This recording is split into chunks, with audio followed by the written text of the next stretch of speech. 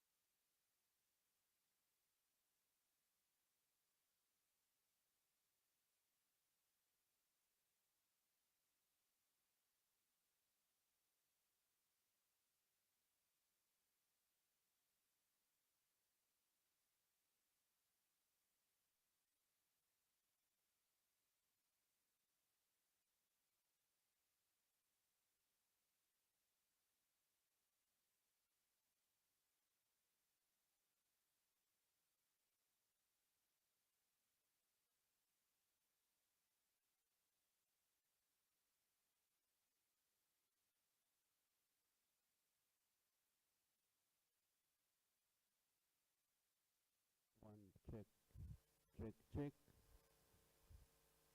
check, one.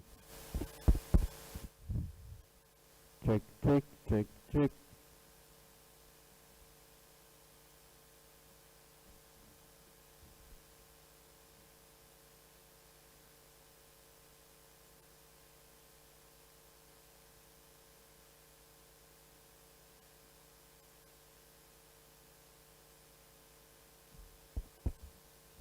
Check, check.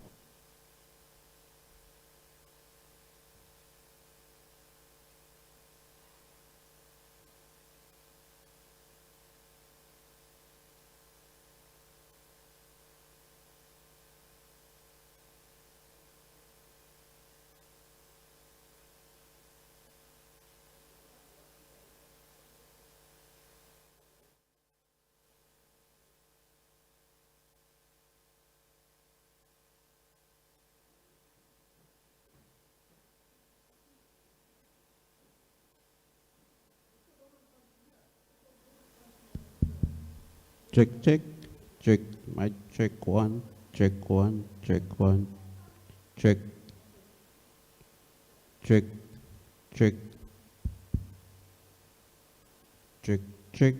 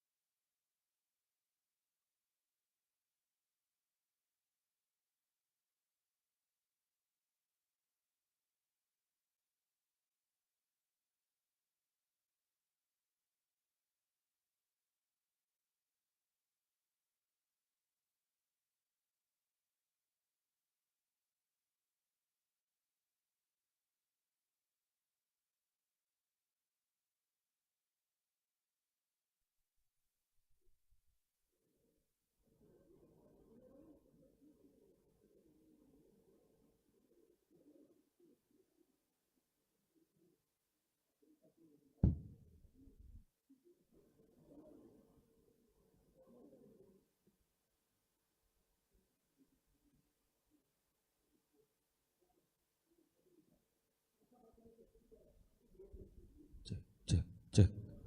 Testing.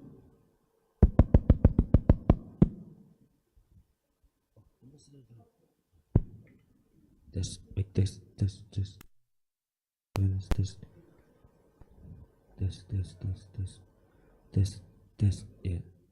Yeah. Test.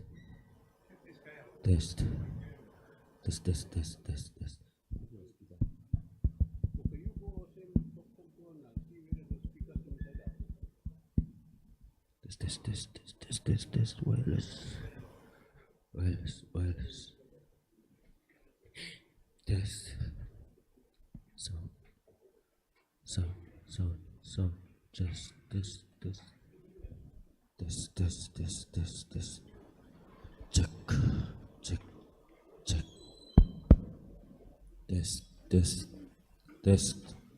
Test. Check. Testing. So.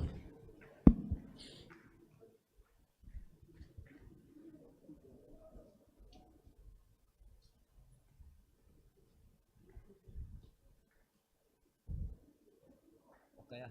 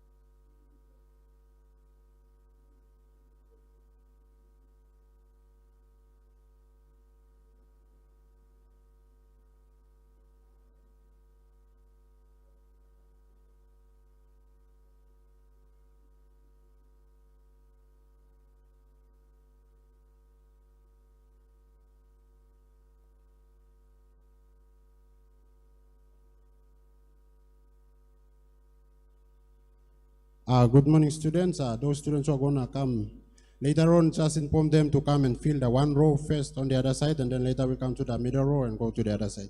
And for the two chairs in front of the camera, please don't sit there. We are going to leave this space for the cameraman to go in charge of the thing there. So please don't sit in front of the camera. That's 2 seats in front.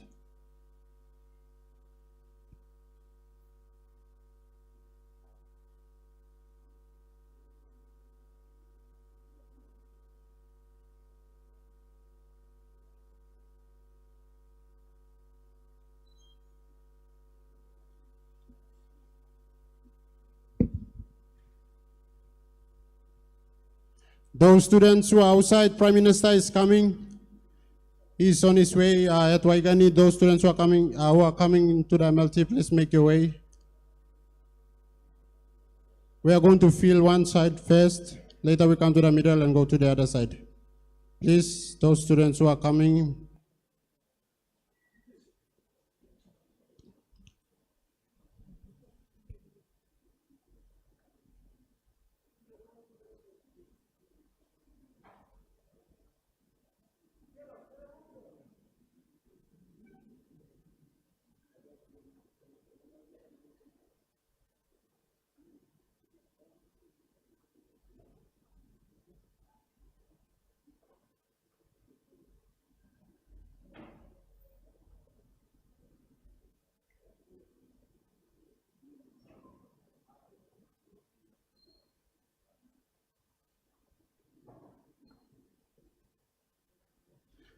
As students who are coming, we have to fill one row first before we come to the middle row and go to the other side. So please, let's fill the other side first.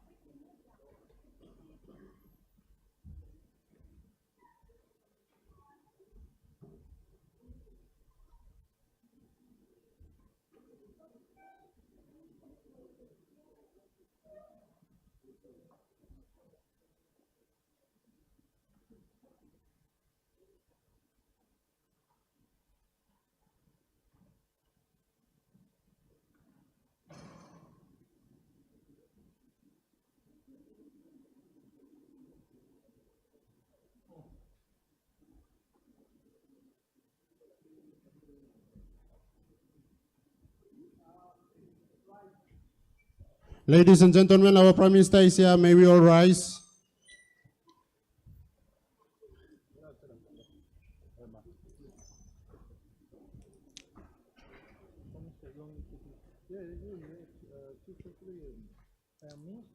Those students who are yet to come into the MLT, please make your way quickly. Our Prime Minister, Honorable Prime Minister, is already here with the delegates.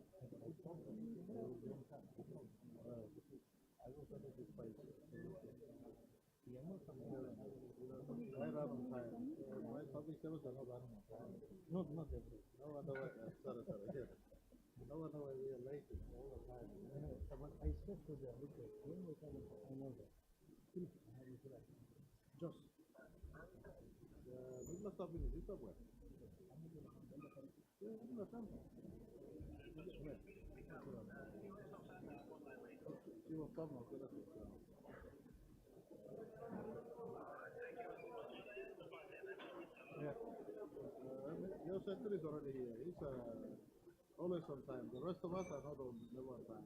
But his secretary come up now.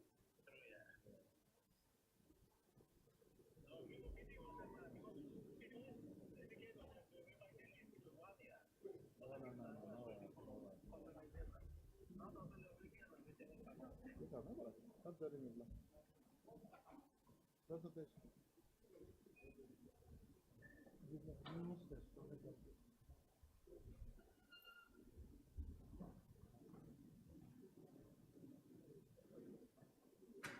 What will do is I just recently and I put planning secretary, I have the secretary.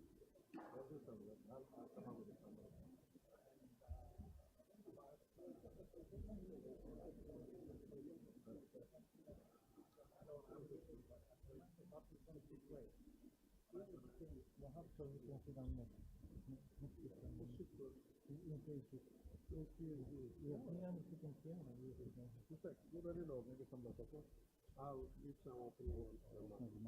Planning sector here.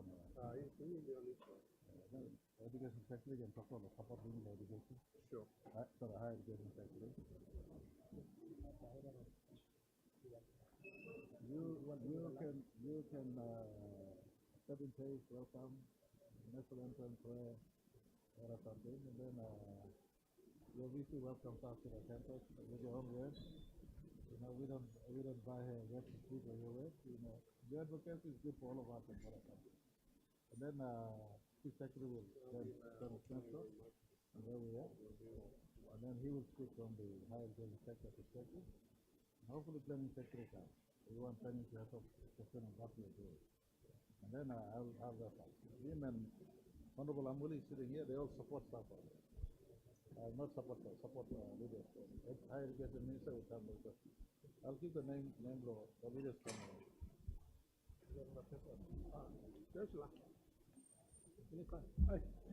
I'm still here after you appointed me. Congratulations. Yeah. Thank you.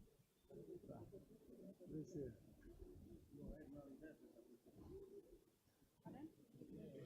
Former higher education minister.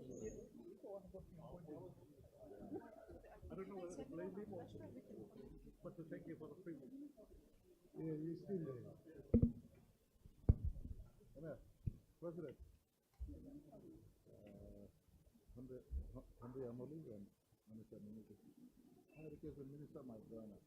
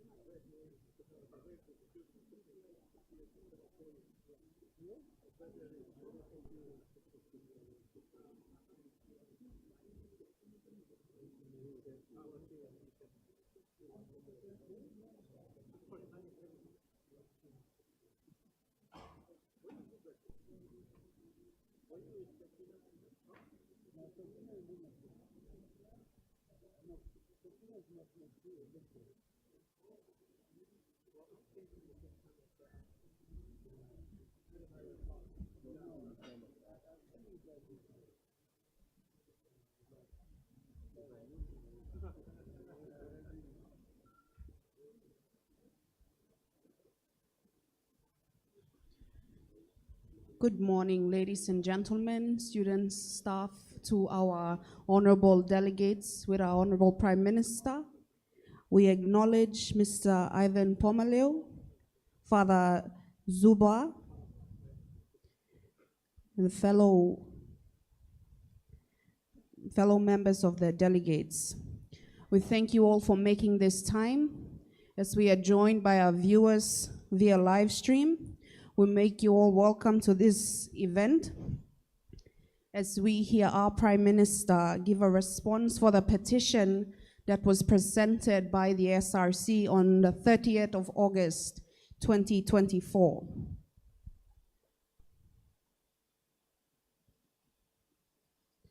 Per our program, we will start shortly. I'd now call upon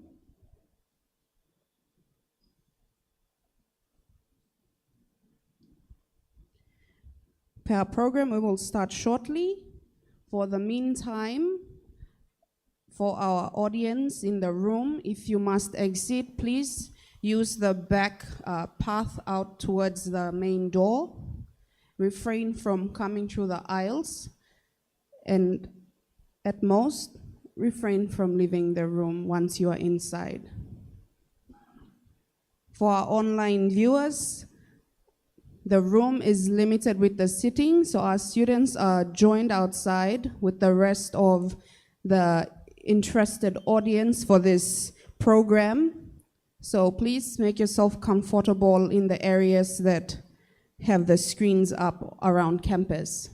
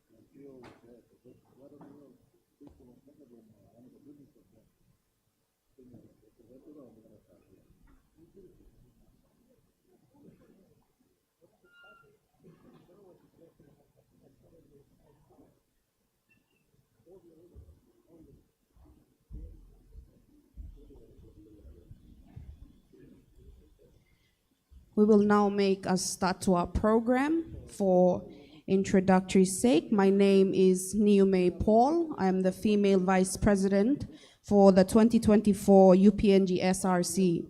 My co-host is Tovis Eric from LLB1. Okay, now we are going to make welcome our guest. Thank you to viewers online and the general students body, our distinguished guest. Let us first of all go into our first guest, Honorable Pila Nininga, Minister for Justice and Attorney General. Ladies and gentlemen, let's give a round of applause. On our second speaker, Honorable Henry Amuli, member for Soil. Please, let's give a round of applause. Our third guest here, Chief Secretary, Mr. Ivan Fumalio. Please, let's give a round of applause to Ivan Fumalio. Our third guest in the front, Minister for Education, Honorable Kinoka Fio, member for Ungai Bena District. Most importantly, our Secretary for Higher Education, Father Jen Juba. Ladies and gentlemen, let's give a round of applause to. And our third guest, our one and only Chancellor, Robert Igara. Please give a round of applause to our Chancellor, Robert Igara. Okay. Our seventh guest in front, our Vice Chancellor, Dr. Nembo. Please, let's give a round of applause to Dr. Nembo. Third and most finally, but not the least, let's make welcome our Honorable Prime Minister James Marape.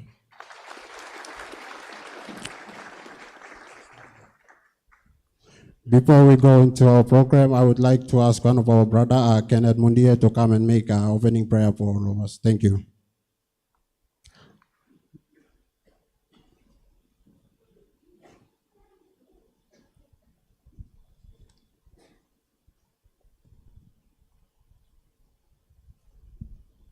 Thank you.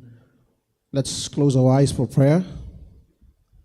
Love and gracious God, our King in heaven, the God who rules the entire universe, systems beyond human comprehension and the human mind could not fathom. Father, we believe in you. You are that great God who rules everything from the biggest to the tiniest systems. Father, in the Premier University of Papua New Guinea, Lord, we are gathered together here to discuss important matters of concern in our country. Father, we are blessed to have our leaders in the country, our Prime Minister and the ministers, the students, and the representative from our university and all of the public. Lord, we are here together, and the others who are watching live, Father, we dedicate them into your hands. As we want to go through this special program, Lord, we ask you, may your angels be with us. May your spirit fill this room, give us the wisdom and the strength and the confidence to discuss things of matter that we will be discussing to look after this country. Lord, be with us. Everyone that will be partaking, we dedicate them into your hands, for we ask this in Jesus' name.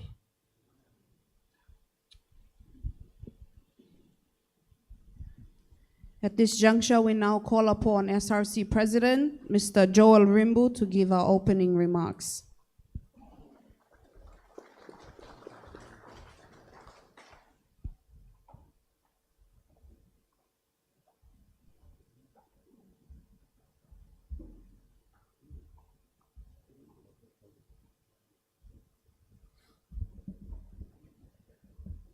morning, students, staff, our council members, our Senate. Thank you to the Prime Minister and the team. I'd like you to welcome you all to the University of Papua New Guinea. Firstly, I'd like to recognize the presence of our UniForce here. It's always been providing security for the school and the students. Thank you, UniForce, for always being with us. Please, let's give a round of applause to our UniForce. Secondly, I'd like to recognize the presence of our servicemen who have been providing security to all our MPs and also our Prime Minister accompanying him to the University of Papua New Guinea. Thank you and welcome back to the University of Papua New Guinea. Please, let's give a round of applause to them. Thirdly, I'd like to recognize the presence of our staff here. We have Dr. Cecilia Nemba, Acting Vice Chancellor of the University of Papua New Guinea. We have our Registrar, Mr. Kakap, here with us. We have our Prophecy ASA, Professor Betty Lovai, and our Prophecy Planning, Mr. Pillai, Professor Pillai. Our Chancellor, Mr. Robert Igara. Let's give a round of applause to them. I would like to also recognize the presence of Mr. Henry Amelie, Member for Soil. Thank you for joining the Prime Minister. I also would like to recognize the presence of a member for Ungai Bena Kinoka Feo, Minister for Department of Higher Education, Research, Science and Technology. Thank you for coming back to the University of Papua New Guinea. I also would like to recognize one of our Quillas in the country, Honorable Pelaninegi, Minister for Justice and Attorney General. Thank you for accompanying the Prime Minister. We also recognize Chief Secretary to the government, Mr. Ivan Pamelu, who is here with us. Thank you so much for coming with the Prime Minister. I also recognize the presence of Department of Higher Education, Research, Science and Technology Secretary, Father Ian Zumba. Thank you for once again coming to the University of Papua New Guinea. I also recognize the presence of Chief of Staff to the Office of the Prime Minister, Mr. Andy Atra, who is here with us. Thank you for accompanying the Prime Minister. And all other persons that come together to see the Prime Minister or to say hello to him and who is here with us, we welcome you all to the University of Papua New Guinea. Firstly, I'd like to say the 4 petitions that we raised and give it to the Prime Minister. He's here to respond to those. And for my team and to the petitioners, we have nothing to talk about. They have listened to us and we will not say anything further on that. But I'd like to ask the Prime Minister, you have successfully won another VONC. Congratulations to you again. Please, let's give a round of applause. And I'd like to welcome you back to the University of Papua New Guinea for taking us seriously, considering our views as important to the nation. And you would like to hear from us at the beginning, and you are here to give your response to the issues that we raised to you. Ladies and gentlemen, let's make welcome our Prime Minister, Honorable James Marape. Before I resume my seat, Prime Minister, we have said so many things on the Forum Square, and I hope you took note of some of those things. If you could respond to those. Our recommendations were also indicated in the petition, and we've called on certain issues to be addressed to the nation and to the students. And you have come hard over a VONC, and you were in a east seat to respond to us. And I hope the response you give to us will mean a lot to the nation, to our parents, and to everyone watching live around our country. Honorable Prime Minister, please leave whatever you bring with you to the students. Any changes, anything that you want to do for your country, please do it. If it needs to demote, terminate, and change people, do it for the sake of this country. I will not say much. I'll leave it here, and I will wait for our guests to give their response. Thank you so much, and all our students, please. Thank you for being patient with us and cooperating with us to come into this lecture theater and to listen to our Prime Minister. With that, thank you so much.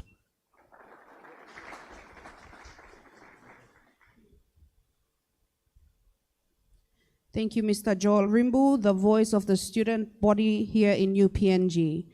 Now, on behalf of the university administration, I now call upon Dr. Cecilia Nembo to give the address.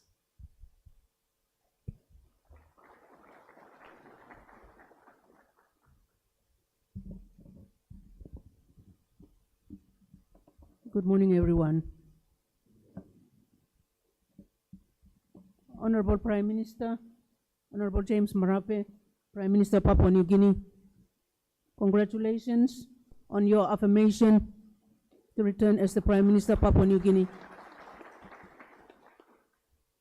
Chancellor and Chairman of the University Council, Mr. Robert Igara, Attorney General, Honorable Pila Niningi, Minister for Justice and Attorney General, Honorable Kinoka Feo, Minister for Higher Education and Technology,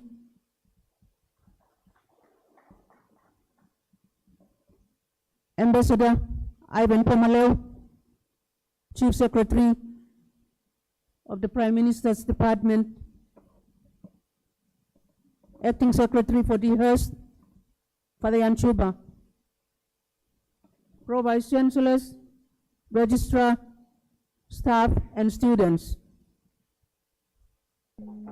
viewers online everywhere around the country and maybe around the world. Welcome to the University of Papua New Guinea. The Vice Chancellor is not just the head of the administration.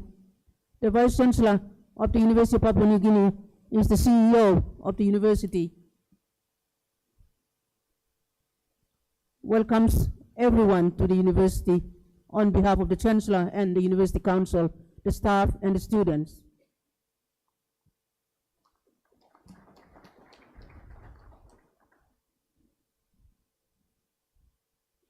A number of events have taken place at the university this week.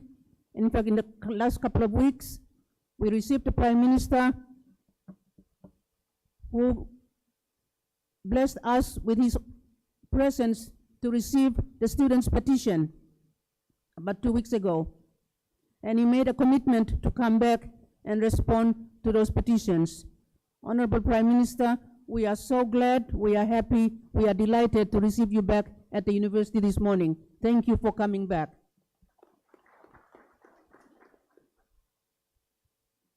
Together with the Minister for Higher Education and the Secretary for Higher Education,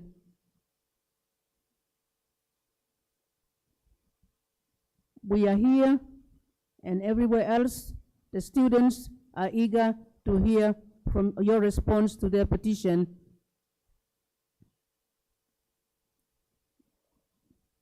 I wish to also use this opportunity to congratulate the incoming SRC. As you know, a couple of days ago, we had SRC elections. We have a new team that is coming in. The handover takeover will take place later on in the year. But a number of events took place, and I know that it's gone viral. The social media is well alive about what they observed at the student forum at the University Forum Square a couple of days ago, that it was turned into a safari field. Some people are calling for the university to actually terminate the students, to discipline the students, and I just want to make a couple of comments about how we manage discipline at the University of Papua New Guinea. The students come from all over the country. They come from all the tribes of Papua New Guinea. One rule does not fit all. We do have discipline policies. We do have discipline procedures and processes. But first and foremost, it is not my duty to punish any person. My duty as the Vice Chancellor is to ensure that the students, when they are here, they learn how to act maturely, they learn how to behave properly, they see the difference between good behavior and bad behavior. So our role is guidance. Our role is mentorship.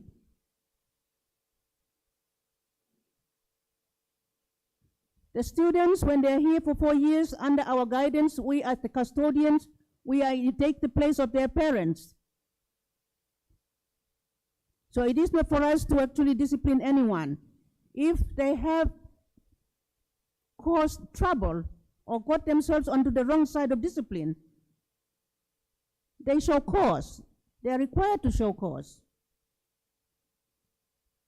So whoever is responsible for the rowdy behavior the other day, because everyone got excited about celebrations and winning the elections, we will address that in due course.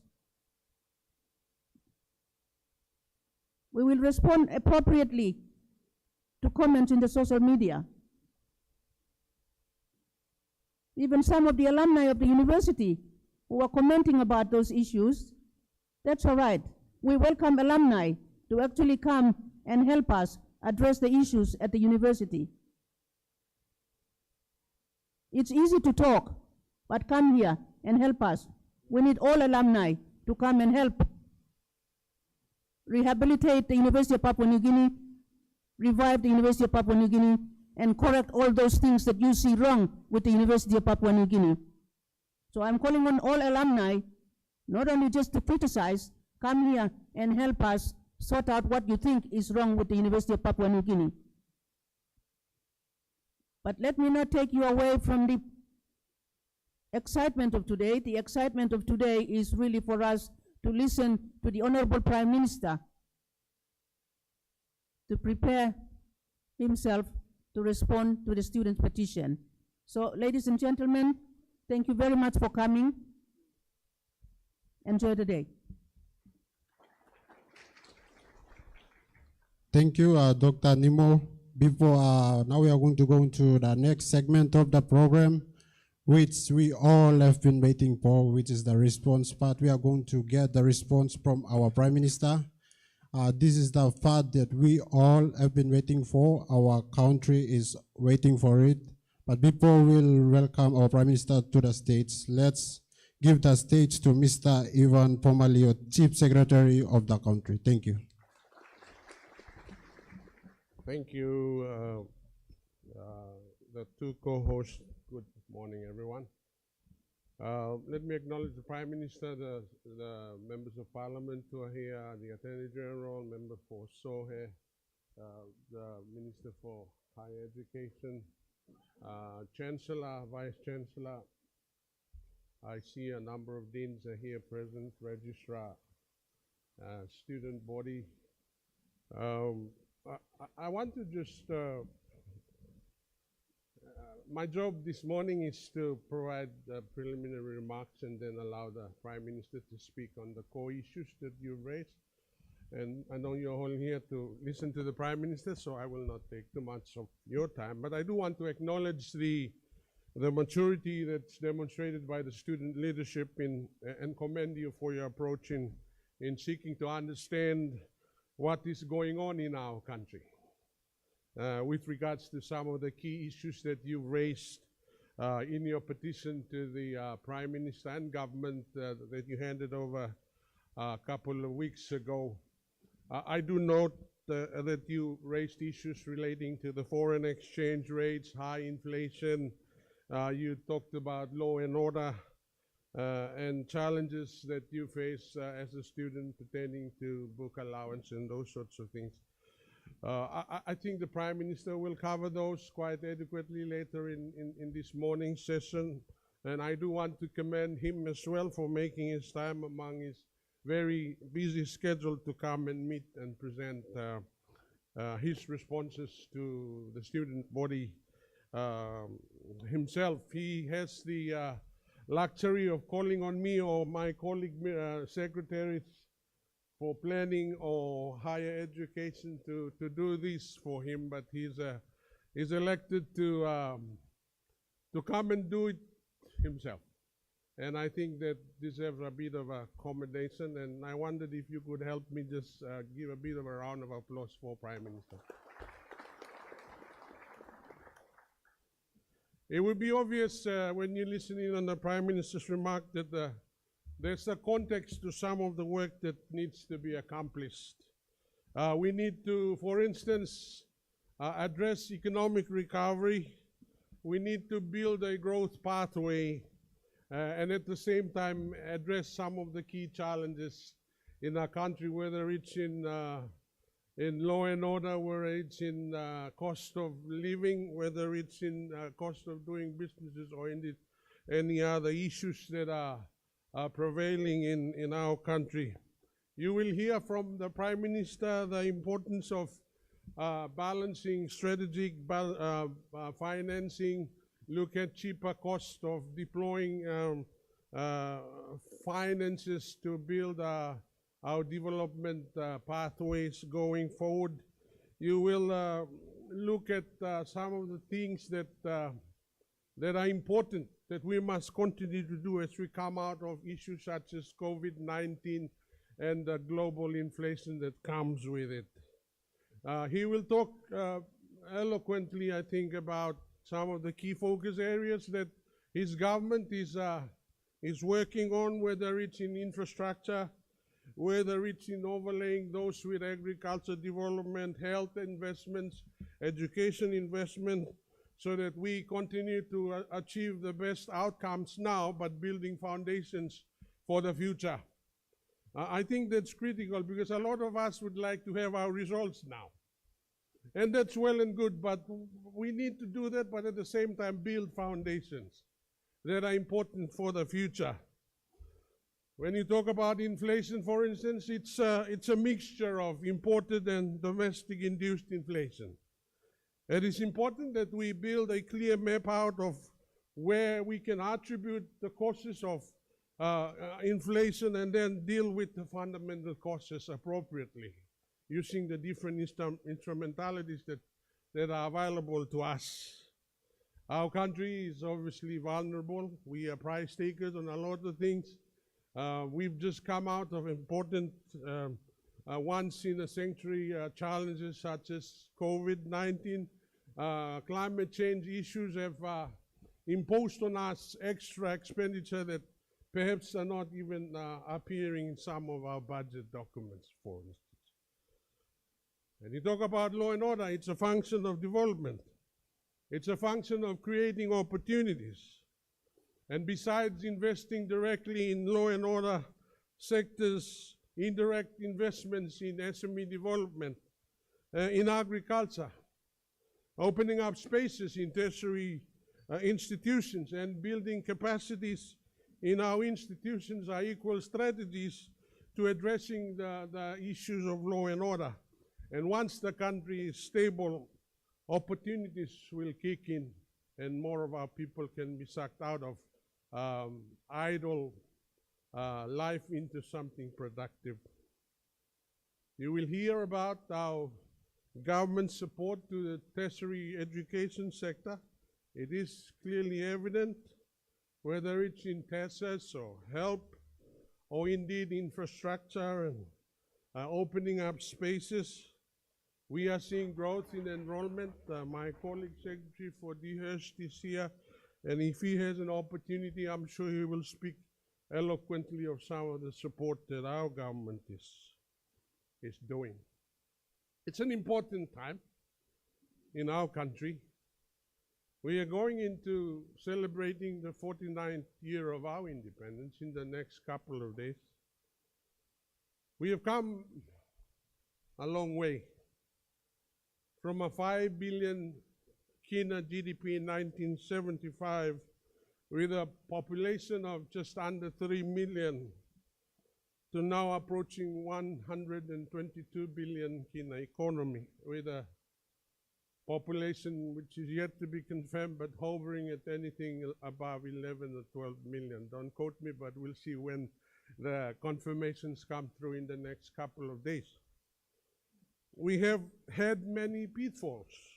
We've had issues of stability in government, phases of stunted growth on account of an unstable operating environment. Those are periods of lost opportunity. For a country that is as large, if not larger than Japan and the UK, 462,000 square kilometers. We are ethnically and culturally diverse, but fused 49 years ago into one country. We already challenged even before we took the first steps to become an independent country. You will hear the Prime Minister speak of his government's quest to work hard to keep within the ambits of Vision 2050, our development blueprint, which aspires for a society that is smart, wise, fair, healthy, and happy by 2050. Vision 2050 aspires to seat Papua New Guinea at the top 50 countries as far as the Human Development Index is concerned. We want to place our country as a middle-income country, and we should be on track to achieve some of our sustainable development goals. So those are the key balancing that we must do while we address your specific concerns. I am confident that the Prime Minister will deal with those issues. I am also confident that you are smart enough to understand what he will tell you this morning. I want to close by again thanking the leadership of the SRC for its maturity, for its ability to harness all of you into a place where we can collectively seek to understand the important issues that we need to address for our country. I want to continue to appeal for that maturity as the new leadership take over. Perhaps we could go away from some of the things that we saw on social media yesterday and begin to build a class of students that are mature, that are able to debate intellectually, that are able to foster an environment of understanding issues and commenting on those issues sensibly, because you are a critical mass of Papua New Guineans who should be leading the understanding of issues so that we grow our country for the next 50 years. Thank you, and we'll leave the floor to the Prime Minister. He's here to speak to you. I'm just providing the appetizer, but it's up to him to take the floor. Thank you very much for listening.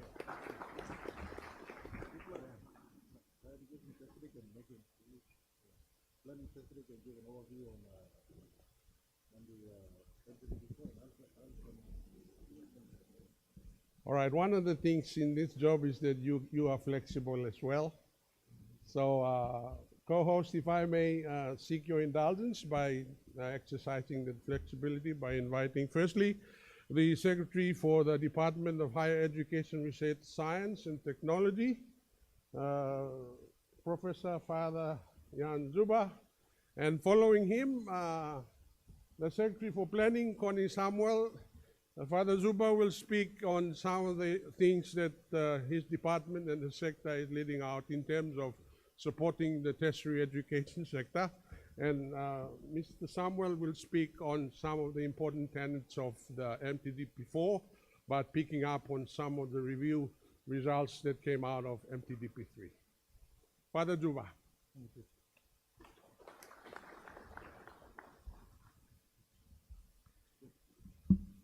Dear Prime Minister, States Ministers, Secretary, College Secretary, Chancellor, Vice Chancellor,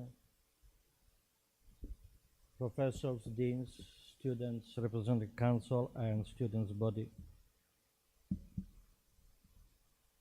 I am invited to say a few words about the higher education sector, and I'm glad to do it. But before I do it, I would like us to do a small exercise for all of us. Can you raise your right palm or hand, please, and put over your eyes, close your eyes, everyone. Hey, everyone, no shortcuts, everyone. Now, what did you see when you put your palm? Did you see something? Or? No, you can remove. So, why I ask you to make this small exercise? Because this small palm you put over your eyes closed your view, isn't it? You couldn't see anything. And that's what happened with us human beings, when we sometimes face some challenges in life, they blocked our intellect. We cannot see what is around us. We only focus on the small problem. And I am grateful that I was allowed to say a few words.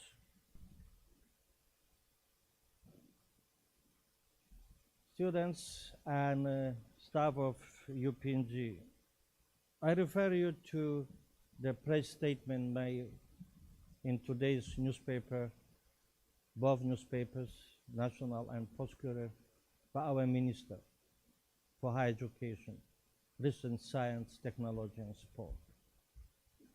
I was reading his press statement and I was really inspired, because like the small palm you put over your eyes, block your views. Sometimes the problems we face do the same with our intellect. Our minister made a clear statement. In 1975, 49 years ago, we had only few Papua New Guineans with bachelor's degree, very few. Since that time, we as a nation make a huge progress. Professor Cecilia Nembo is your vice chancellor, is Papua New Guinean. We have doctors, we have nurses, we have lawyers. In all the professions, we have Papua New Guineans. And our minister rightly pointed out that's how you measure progress of development of any nation. How many people are educated, and what kind of responsibilities and tasks they make. And other thing I would like to say, which quite often we don't say, when Honorable James Marape became the Prime Minister, and Honorable Pelaniningi was our Minister for Higher Education, we had 54 providers registered higher education institutions, 54. Since that time, we improved the rate to 65 higher education institutions which are registered with 73 campuses. From short period of time, from 54, we went to 65 institutions with 73 campuses. Add to this, 37 institutions are in the process of going through an independent institutional and academic audit. So if they conclude the audit successfully, we are talking about 110 institutions of higher learning in our country. So this is a huge development and progress, which quite often we don't see. We have 8 universities, national, and 1 from overseas, Southern Cross University. This makes 9 universities operating in our country. We have 18 business and technical colleges, 12 nursing colleges, 16 teachers colleges, 14 specialized institutions of higher learning. So, dear Prime Minister, thank you for supporting us. And indeed, the reform which was started by Honorable Pelaniningi is obvious. From 54, we went to 65 plus 73 campuses. I tell you one experience which, living in our country since 85, I will never forget. It was December 28. Honorable James Marape, Prime Minister, called me and my previous minister, Nick Kuman, and he said, I want every citizen who finished grade 12 to go to higher education, either university or college. And fees should be not obstacle. It was 28th of December. I want you to start higher education loan program. And in 4 months, we established the HELP program. This is the commitment our Prime Minister made to your education. So you as a student at the university, you are eligible to 10,000 kina per year, undergraduate. But our Prime Minister didn't stop here. He gave us directives. I want to offer help for master's degree and PhD students. First time in our history of our country, government committed funds for postgraduate, masters and PhDs. Thank you, Prime Minister.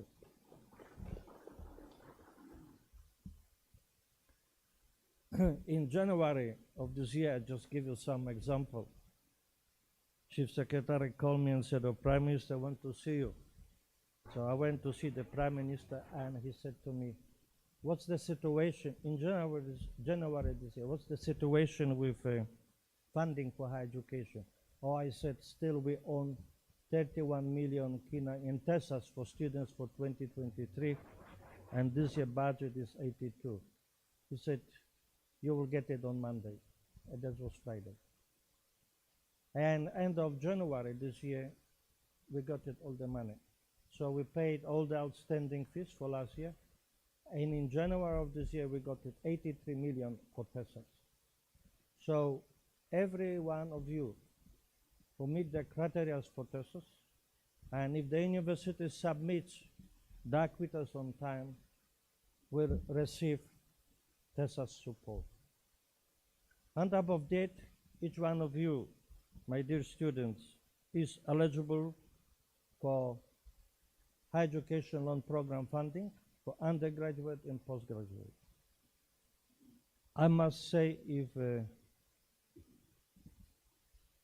broken heart, I look at the statistics, 66 students from University of Papua New Guinea took this advantage of applying for help.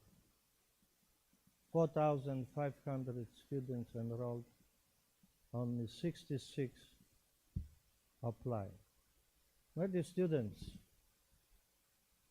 doesn't matter what kind of government you will have, or governing council or vice chancellor, we only can provide for you the environment in which you can grow and develop. But we cannot force you to be successful. Why are you not taking advantage of help? Everyone sitting here in front of you never had this opportunity that the government give them help money. You are the lucky ones. And thanks for Honorable James Marapa, our Prime Minister. So I don't understand that paradigm, and maybe when I will be retiring, I will have to study to understand why you have such a great opportunity you are not taking advantage of. Our Prime Minister tasked our Minister, Honorable Fau, to develop 5-year strategic plan. Within 5 years, we should have enough spaces across higher education sector to enroll 30,000 students. Our minister developed that plan, and we will submit to our Prime Minister. On top of that, when the Honorable Minister of Higher Education, Research, Science, Technology and Sport took office, the second day of his administration, he called for the meeting of presidents, vice chancellors, and directors of research institutions 2 days workshop, and he said we have to help the young people to get quality of education. And after the workshop, he launched very important policies, which he published in newspapers as well. So I am sure you read those policies, which are for you to help you to get dual degrees, University of Papua New Guinea and university with which this university has memorandum of cooperation. That was a great initiative by our current minister, and some of the universities in our country already in process of organizing such a dual degree. But you will start at the University of Papua New Guinea 1 or 2 years, another 2 years you finish in overseas universities. This will expose you to different cultures and give you dual degree from your university and the other universities. So I would just say something about the directives we received from our Prime Minister to extend the higher education sector. Is not only to enroll more students, but to improve the quality of learning, research and teaching, to ensure that our curriculum across all higher education institutions are matching international standards, that you'll be, once you graduate, that you'll be able to secure job or create job in our country or find job on international market. So these students, this plan is developed and as directed by our Prime Minister, and we will present to other ministers and NSC for further debate. In concluding remarks, I would like to echo the words of Chief Secretary that we congratulate you for your mature approach, that you invited our Prime Minister to present his perspective, his views on our economy and other social issues. However, our Minister for Higher Education, Research, Science, Technology and Sport and I, we would expect from university students, which you are the elite of our society, present issue and present solution. We will welcome your solutions to current existing issues, because you might see things differently than us. And my dear students, in the future, try to exercise your brain. You have the brain, and all of you will get together. You might be able to suggest solutions which we don't know. Maybe we don't think about that. So the whole idea about dialogue is to contribute. So you present your concerns to our Prime Minister, but it will be nice if you could present solutions which you think are good and our government could conclude, and use them to address the concerns we all have in our country. As I mentioned to you, the small palm you put over your eyes make you blind, you couldn't see. There is a Greek word, stokoma, intellectual blindness, that problems comes and make us blind. We are not able to see the solutions. So, but problem comes and go. We stay. Therefore, we should be always positive and see how many good things are happening in our country. I would like to take the advantage in the concluding remarks to congratulate our Minister for Justice, Attorney General. On May 2024, we have passed from Parliament, was formally registered Arbitration International Act and Arbitration Domestic Act. And these two acts spread like fire overseas because they are giving confidence to our investors, to those who like to come to our country and participate in economic and social development. These two acts make huge difference, and I would like to congratulate Prime Minister, you and your minister, for launching this arbitration act, which really motivated the business overseas to come and with confidence invest in our country. So thank you so much for giving me the time to speak and to highlight only a few developments which took place in our country. But students, please take advantage of the HELP program. This is for you. And our Prime Minister launched that program just to help you. So make good use of that. Thank you.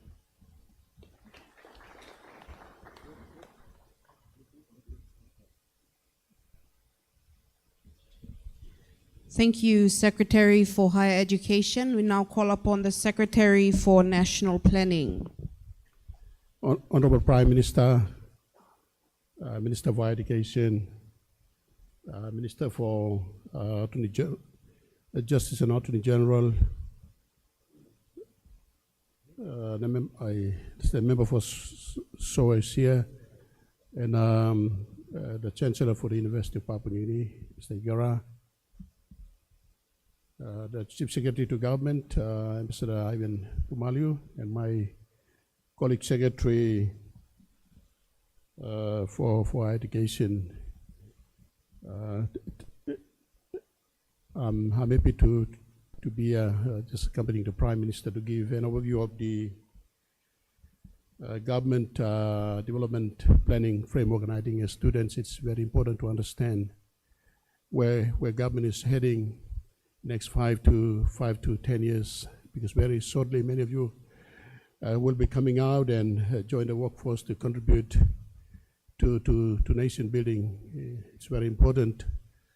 I was a student here some 26 years ago, sitting in this MLT, and went out and made my way up to be the secretary for the Department of National Planning and Monitoring. And it's a privilege again to be here and just to give you an overview of what the national government's development planning framework is. The government just launched the fourth medium-term development plan on the 7th of July, 2023. And that is government's development roadmap, and also development roadmap for Papua New Guinea in the next medium term. This particular plan takes its cue from the government's Vision 2050. We're basically about 15 years on our way to Vision 2050. Now, the first medium-term development plan, one, was launched in 2011, from 2011 to 2015. That was the first medium-term development plan for the government. And the second medium-term development plan was a bridging medium-term development plan from 2016 to 2017, just 2 years medium-term development plan. The reason why it was a shorter medium-term development plan was the government wants to align all the planning system or the medium-term development plans to align to the parliamentary cycle. And the medium-term development plan from 2018 to 2023 was fully aligned to the parliamentary cycle. And the government, this government's fully pledged medium-term development plan, and for the country from 2023 to 2027. Now the government has set high-level targets in the medium-term development plan for the government to work to achieve that plan. And we have the message have gone out to all the stakeholders, from the private sector to development partners, all the sector agencies, and also to the universities to align to the priorities of the medium-term development plan 4. So some of the key targets that we have set in the medium-term development plan is to grow our economy. For the government to grow the economy up to 200 billion economy by 2030. We are currently a 113 billion economy. That's the size of our economy as we stand. And we got a lot of work to deliver the 200 billion economy by 2030. On top of that, the government has a target of delivering about additional 1 million jobs in the course of next 5 years. So which simply means we have to produce 250,000 jobs annually. And many of you will be coming out and will be joining the workforce, and also to improve the quality of life for all our citizens. So those are key high-level targets that we have in the medium-term development plan 4. And as I've said, we are working closely with the sub-national governments, all the sectors, our universities, our donor development partners, the churches, and everyone to align so that we can deliver on those targets. And I think our expectations from students to come out and support the government so that we can deliver on the Vision 2050. I think that's basically our destiny as a country. So there's quite a massive challenge for us in front, and the government has delivered, as we have done the review of the medium-term development plan 3 performance. We got mixed reactions with the onset of the COVID-19, as it's affected our delivery on a number of key targets that we have set in the medium-term development plan 3. So we have basically built that into the medium-term development plan 4, and we have set about 12 strategic priority areas. And number 1 SPA, or strategic priority area, is economic investments, transport infrastructure, quality health, and quality education. And education is the number 1 strategic priority of this government. And I would like to invest heavily in the human capital, build a human capital base so that all of you can come out and support our government for us to progress toward achieving the Vision 2050 as we progress going forward into the next 26 years. So we've got exactly 26 years.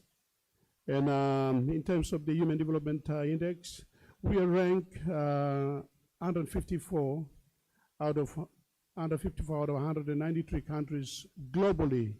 That's basically where we sit in terms of our ranking, in terms of when we measure the Human Development Index, in terms of the life expectancy, quality of education, and our gross national income. So we are basically classified or categorized under the low income category. So those are key indicators, and our efforts towards Sustainable Development Goals, Agenda 2030. So government is working towards try to ensure that we progress in achieving those key targets that the government. We have DSP, Development Strategic Plan 2010 to 2030. Our goal is to become a middle income country by 2030. So we have basically crossed we're in the middle income country, but at the lower category. So those are challenges, and I think students, it's important that you understand what the government's development planning framework is and how the government has charted the course of our country for the next 5 to 10 years. And I think while you have expectations on the government, I think we also have expectations on your students to come out and contribute.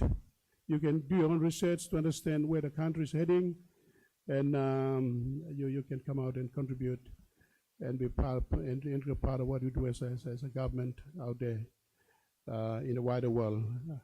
I think that's basically just an overview, and I'd love to come one time and do a detailed presentation on the key features of the medium-term development plan.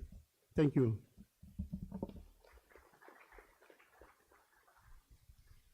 Thank you. That was the Secretary for National Planning, Mr. Connie Samuel. Thank you for pointing out some key indicators for us to take note of. As it stands, we are now categorized as a low-income country.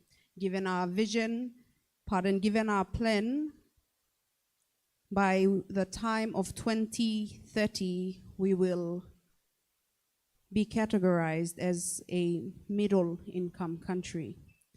Thank you so much. So now on to the presentation that we all have been waiting for. Ladies and gentlemen, our guests online, help us make welcome Right Honorable Prime Minister for Papua New Guinea and Member for Taripori, James Marape.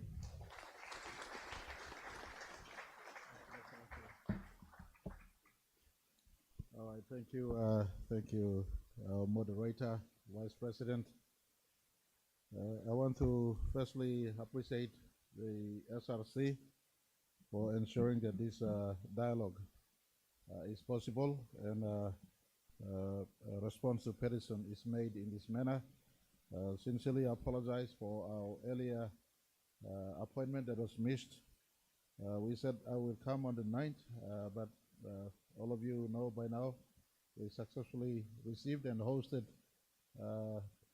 Pope Francis, who is the leader of the not just the Catholic faith and of Catholic faithfuls, but also as a head of state, the state of Vatican. And so we had to give him a proper protocol that was deserved of him. And I was with him on Monday at the Catholic Youth Program, as well as I had to be at the airport to see him off. So I sincerely apologize for missing our Monday appointment, but I want to say thank you to the continued maturity shown by our student leadership, that you were able to say we can postpone to this moment where we could sit right through and answer your petition, as well as put into context where we are in the phase of our 49th anniversary that is coming up on Monday. And hopefully, after this is said and done, all of you are informed better. And you can, from your own faculties and your own schools, able to be as part of a resource material where you can use to assist your own individual decision-making, as well as your own mind in being informed on your country, what is happening in the economy space, what is happening in our efforts to alleviate and address the forex issue, what is happening in the inflation conversation, and of course, something closer to you, issues on your school fees and your sustenance. So I come with you, hopefully, a presentation that could shepherd you and indicate to you where we are in the 4 key areas that you raised, as well as other areas that if you feel deserves further explanation. You saw today, I got 2 ministers with me and a member of parliament with me, as well as Chief Secretary, and then the Secretary for the Higher Education and Secretary for the National Planning. Leaders speak our vision and our foresight, but our implementers also are there to ensure they get it work. So we all work in tandem for our country. And I want to say and acknowledge the ministers and Honorable Hamuli, as well as our secretaries for joining us in this moment. University Chancellor, I almost say His Excellency Robert Igara, but in any case, University Chancellor, Mr. Igara, thank you for your leadership continuously. And of course, Professor Nambu, Vice Chancellor, I want to say appreciate your wisdom and your leadership here in this important juncture. We've been welcomed to the stage, joined on the stage by our Secretary for Treasury, Secretary Andrew Oeka. So, students, you did welcome me, and others, can you welcome him to the stage also? And I want to indicate from the outset, if there are any, if there are free moments you have in your study periods, if there are any issues you need for us to come and make workshop on presentations on to assist you understand what is happening, we very much welcome to come. I, for one, don't like just speeches. I like statistics to assist in the speeches, so you know data from where we've come from. Pre-1975, for instance, right through up till today, so that, and we model out on how we will go into the future, so that the Vice President, you made mention on us being classified as lower income country. We were lower income. We had the privilege of making transition from lower income into lower middle income any country, I think 2 years ago, and our own government envisions. And Vision 2050 also sets a target that by 2050 we must be in the top 50 nations. Our own government has set a mid-range focus that by the time we come into the 2030s, we must be a middle income earning nation. And so these are targets we've set so that we work towards. Now, when we talk about the economy, growth in the economy, focusing on the economy, it's all about job creation.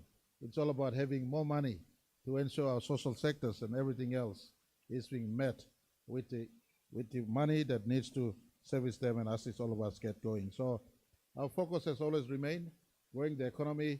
Yesterday, however, after we defeated the vote of no confidence, instead of going on celebrating, we went back into work. I kept the media waiting for almost 2 hours. The coalition partner leaderships and the senior Pangu leaders, we went into recess again at my office at Parliament House. We spent 2 hours revisiting what must be our priorities. And yesterday I did announce to the media, and I want to take this moment also to announce to everyone that my coalition partners and the senior Pangu leadership team have now elevated, instead of growing the economy as number one, we've elevated law and order, maintenance of law and order as a number one priority. We've got 5 focus. We went to the elections in 2022 campaigning on 5 principal focus areas as a Pangu party and Pangu-led coalition. The first focus has always been, and that has been my personal mantra, when I took office in 2019, it was all about growing the economy for me.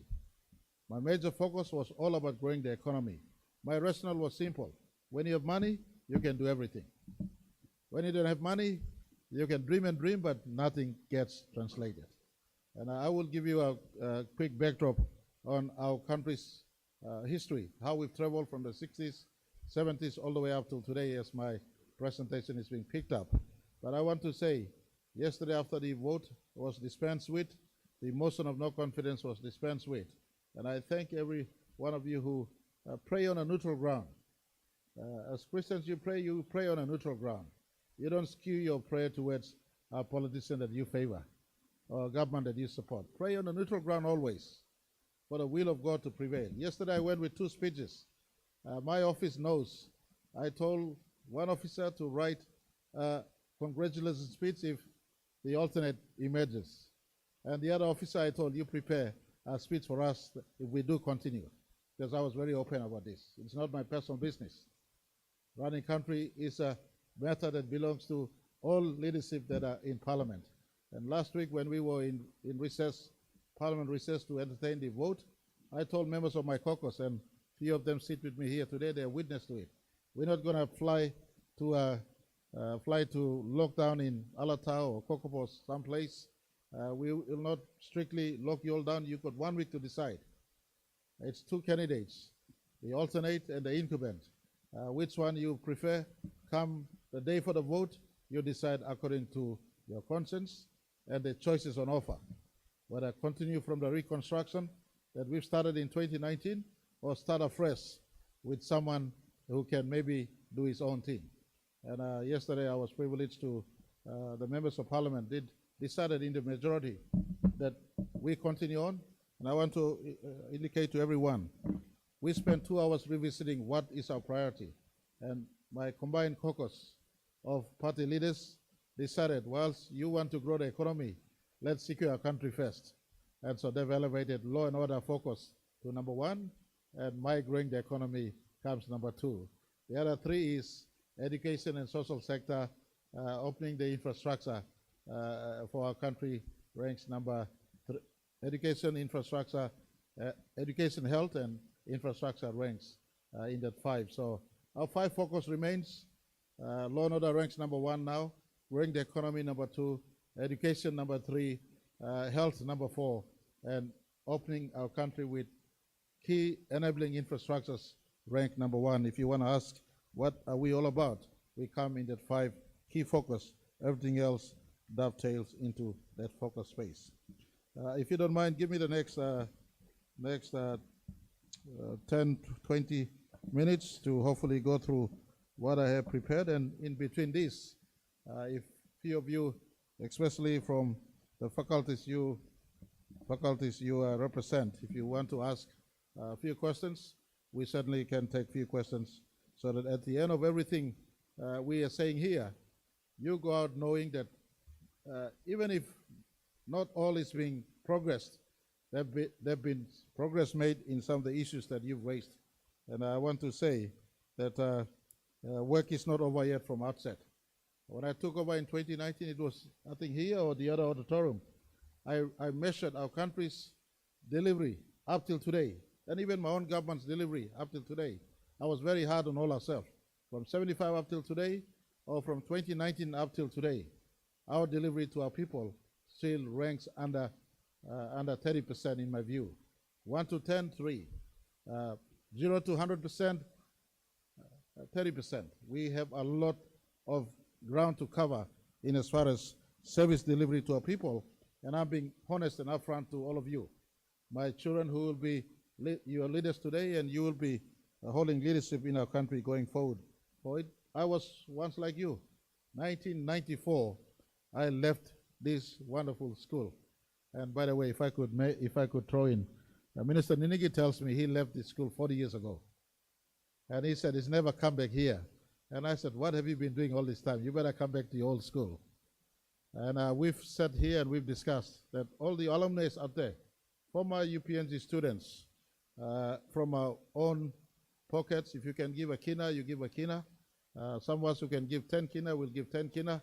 And we assist in refurbishment of dormitories, not asking for government, but all alumni of UPNG out there. We could have a program going so we could assist in our students' dormitory. I'm willing to lead in this front to ensure our student dormitories. A few years back, we wanted to work on it when Hetura got burnt down. I don't know whether Hetura is being rebuilt yet or not yet, but when it got burnt down, some of our ex-UPNG students got around and we said, why don't we contribute to rebuild up? But in any case, I want to say, all UPNG alumni out there listening in, forget about who you support in the political divide. Forget about which religion you come from. If you are working or if you are able to have some disposable income, we can all contribute to coming back and assist making our school in whatever support we can give, because I never knew I'll be Prime Minister, to be honest. When I was a student here 30 years ago, and here I am. I never contested in Taripori in 27 to be Prime Minister, but here I am. And so having known that the journey of life took me thus far, I am 100% absolutely certain. All of you here will be women and men playing your own role in making sure your country is progressed from where we are today. So I just want to say that the University of Papua New Guinea has been a very fertile ground, and we look forward to coming back for further engagements.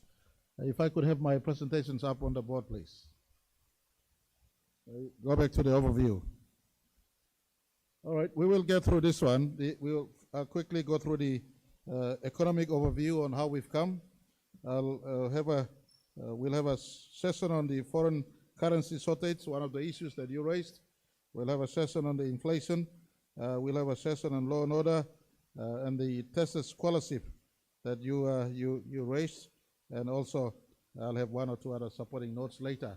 And if I could throw in a caveat, these sessions may not be a detailed session where you would fully be satisfied. I got Treasury Secretary here, Planning Secretary, even Police Commissioner, and others can come in a series of presentations at a time that you are available, and it doesn't conflict with your study calendars, and we could make continued presentation if you feel it is necessary. For me, I think it is absolutely necessary, simply on the backdrop that you and your informed mind could assist in ensuring we permeate our country with positive messages. Now let me go to the second slide. Do I have a pointer or something? No, gada. Our second slide, but something where we could. All right. The second slide shows basically where we have traveled as a nation. If you look on this one in that slide, you got 1960 there, 1970 there, 1980s, 1990s, 2000, 2010, and up to the 2020s. We've stopped this the graphs at 2022. Our 2023 numbers and our 2024 numbers are still running as we speak. But if you see the first line up at the top, that's where our economy, the size of our economy. That's how we've traveled. You look at from 1960 all the way to 2010, 2000, thereabouts, almost 2002, 2003, we were still under 10 billion kina in the size of our economy. 1960 all the way to 2010. I put 1960 because our nation was emerging. 1964, we had our first House of Representative meetings. The House of Assembly was met there. 1968 was a second. 1972, prior to self-government and independence, and 1975 independence. So that's how we basically come. In summary, our economy was not big. That's why when I took office in 2019, my first conversation, growing the economy, I made no apology when I sat on POGRA today to get a higher return from POGRA. Because for me, principally, growing the economy gives me the ability to build roads, build schools, fix law and order, and everything else. Because when you ask for every country demands development, and that is people's entitlement. But where do you get the money to pay university lecturers, upkeep, maintaining of dormitories, etc., etc.? It comes from the size of our economy. And so if you put your page on 2010, and if I could just point to you, 1975, our economy was still under 5 billion kina. 2002, our economy was 17 billion kina. 27 years, we grew by just 12 billion kina. 2002, put your page on in your mind. 2002 at 17 billion kina. Somalia took over in 2002. We had good 8 years. Somalia had the luxury of the political party law that gave him stability in the first 5 years. Treasurer Bart Filmon really went on a buckle up, and he tightened the buckles in our country. Key policy drives like export-driven strategy, opening up SABLs, waking the forestry sector. And he had 5 years. It was hard 5 years. If you look at the bottom graph, you look at the bottom line here. You look at from 1999 to almost 2002, the red indicates negativity in our economy. We were in almost recession. We were going through hard time. Inflation very high. Our forex, at one time, our forex had only 2 weeks of cover. 2 weeks of cover in our forex. That was in the 90s. I want to take your mind back from 1988, and I don't blame politicians that time, 1988 to 2001, we had Bougainville crisis. The global financial crisis in 1997. There was a big drought in 1997. We had government changeover, and every 2 years, government was changing in the 90s and 80s. There was no stability for whoever was in government at that time to really roll out. That's why if you look at the bottom line, please academics who teach economy here and teach politics, just get into these hard facts and inform our students correctly as to how we've come as a country. Has someone taught you these historical facts? If someone has not been teaching you this historical fact, Vice Chancellor and Chancellor, I don't know what we've been teaching them up there. This is our country's history. We've had this in our files all the time. If you look at from the 80s all the way to 2000s, we were in a very bad place. I want to place on record my appreciation to Prime Minister Somare. The late father of our country is no longer with us. When he came on board, he started the resuscitation of our economy. And if you look at the graph, if you start to look at the growth that is taking place in all three lines here, I'm standing here. From here all the way up. That's the last 22 years. The last 22 years, we started to see, and we were putting on growth in the economy. And I want to say, in every economic school will teach you, population, and I'm not an economist, by the way, I'm just a layman. I've done my own side studies and through practical experience. Population must grow below economic growth. If you have an economy that is growing higher than population growth rate, you have a sustainable economy that looks after its population. If the population grows higher than the economic growth rate, then you are in an unsustainable territory in as far as government, economy, and people. And Somare government set really the basis. 2008, PNG LNG came into the picture, and PNG LNG became the impetus or catalyst for a big growth. From 2002, our economy was a 17 billion kina economy. In 2024 today, if we go the way we are going, we'll be a 124 billion kina economy by the end of this year. That is the story of our country. When I took over from Mr. O'Neill in 2019, we were almost a 80 billion kina economy. And so we're working this space very aggressively in everything we can do. Next slide. I think that is, I'm just running ahead of my slides. The next slide, please. So that just gives you, I will tell them about the slides, and I will circulate to all you the faculties here so that they'll be distributed. So in 2012, our GDP was a 31 billion kina economy.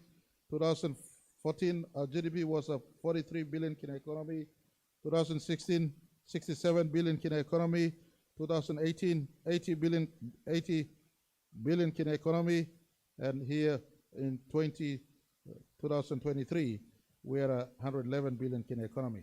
When I took office in 2019, I publicly said, I made a couple of statements.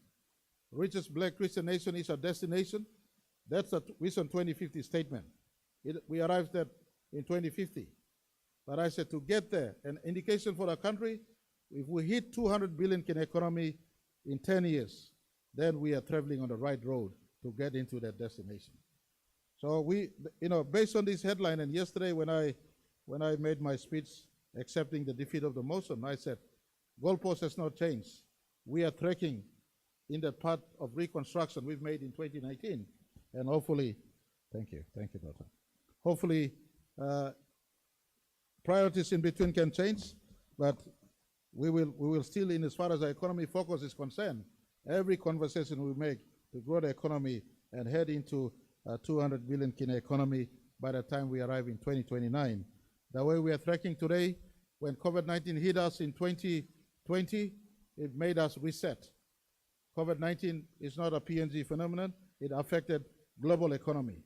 COVID-19 caused global inflation to rise anywhere in any economy, depending on the scale of the economy. A rise in inflation by 5 to 7%. Some economy was even higher than 7 and into double-digit figures. And so COVID-19 set a reset for us, and we relook at our aim to be a 200 billion kina economy by 2029. We now push it back to 2031. And so that has been our story. If I could run through in the interest of time, the last 5 years under my watch, we made an increase by 43 billion kina in the size of economy at a quantum size of economy. And some will question us in our budget use strategy. I want to inform students and faculty here. Any government has tools before them to grow the economy. For PNG, two fundamentally key policy tools we have: fiscal policy and monetary policy. Monetary policy is in the domains of central bank. Fiscal policy is in the domain of the executive government. That's where the Treasury Secretary comes in. So we've applied an expansionary fiscal policy that is also responsible without allowing our debt to go out of hand. An expansionary fiscal policy to sustain our economy, create employment, expand economy, sustain essential services to get our country moving in the right place. I want to indicate to every one of you, when government spends a kina in a budget, our target is to hit that kina must have an impact of 4 kina in the economy. That was our modeling. Any kina we spend must benefit the economy 4 times. And we try the absolute best to ensure that we grow the economy, while at the same time in the quantum reduce our debt. And many talk about our debt. I think hopefully in my slide, if there's a picture or debt slide, I will explain on this. But our debt is not out of control. When I took office, the actual number on debt record was under 35%. When we engaged a broad spectrum of international stakeholders, IMF was asked to come back in, World Bank, ADB, the Australian program, Japanese program, we asked them, have a look into our economy and see where we are. And one of the major issues they ascertained was the debt we have in our economy. And we worked to clean up the debt, retiring heavy, expensive debts and refinancing with cleaner, lighter debts. And one kind of them, we talk with sin, plenty to outside by RM. Suppose you got Yugolombla Dinao, line the Yukisim Dinao where interest rate will charge you 50%. Now I'm suffocating you. Then you got on a pani musad by giving you 20% Dinao. So you seems like same kind of money, now you begging back 50% Dinao, now you establish 20%. We've deliberately migrated away from heavy, expensive commercial borrowings of the past government, and we went to lower, long-term borrowings with concessional element. Concessional means 2%, 3% the most, with a 5-year grace period in between. And we've used that approach to try to ensure we have a budget that we finance to keep our country running the last 5 years. And I want to give you all my assurance, we're not recklessly managing our economy. We know exactly what we are doing. Our debt is sustainable. If you look at, and by the way, I want to also say, since 1975, the 7 prime ministers before me, not one time our country have defaulted on any borrowings that we've made. The debts together we have today, the cumulative debt of the entire 49 years of our country, one small but good record we have. Our debt management, we have never defaulted once in all our borrowings, and all the international lending agencies, IMF, World Bank, ADB, for instance, say PNG has a good record in that space. COVID-19 really offset global economy. Most nations today, you do your research, I don't have it up here with me, but your research will confirm. Most economy carry a debt to GDP above 80%. Now I repeat, most economies globally, most countries rather, carry a debt profile in their countries at above 80%. PNG now, we at 51%. We are, for the first time, we have a 13-year plan. Today we live in the first year of the 13-year plan to come back to zero debt, if not, and if I'm still around in the 2030s as an advisor, I'll be advising whoever is in government. Don't fully retire your debt, but put the excess money into retiring or building up infrastructures in our country.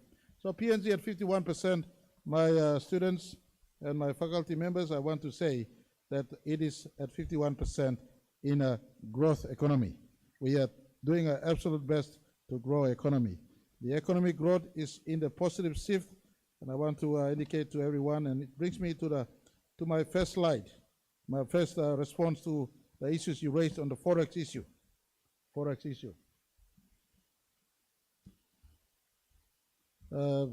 Chief of Staff, I don't know whether you have that slide from Central Bank I sent you.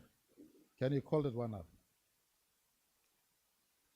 The Forex issue, I want to point to everyone. Forex is an issue that is every day practically within the control of Central Bank. That's where it's part of it's within the monetary policy ambit.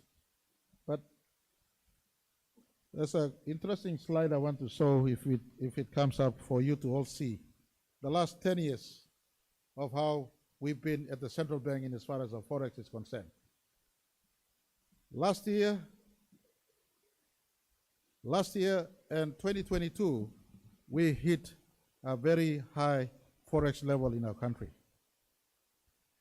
When we took office in 2019, the backlog of Forex order went back as far as 1 week, 2 weeks, 3 weeks. We've been clearing Forex order as we speak. All the other mid-term and long-term orders, we've now brought it back within months of clearance.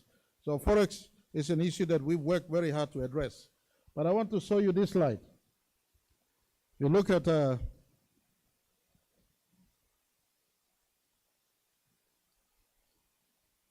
you look at this, is there a microphone where I could hold and turn around?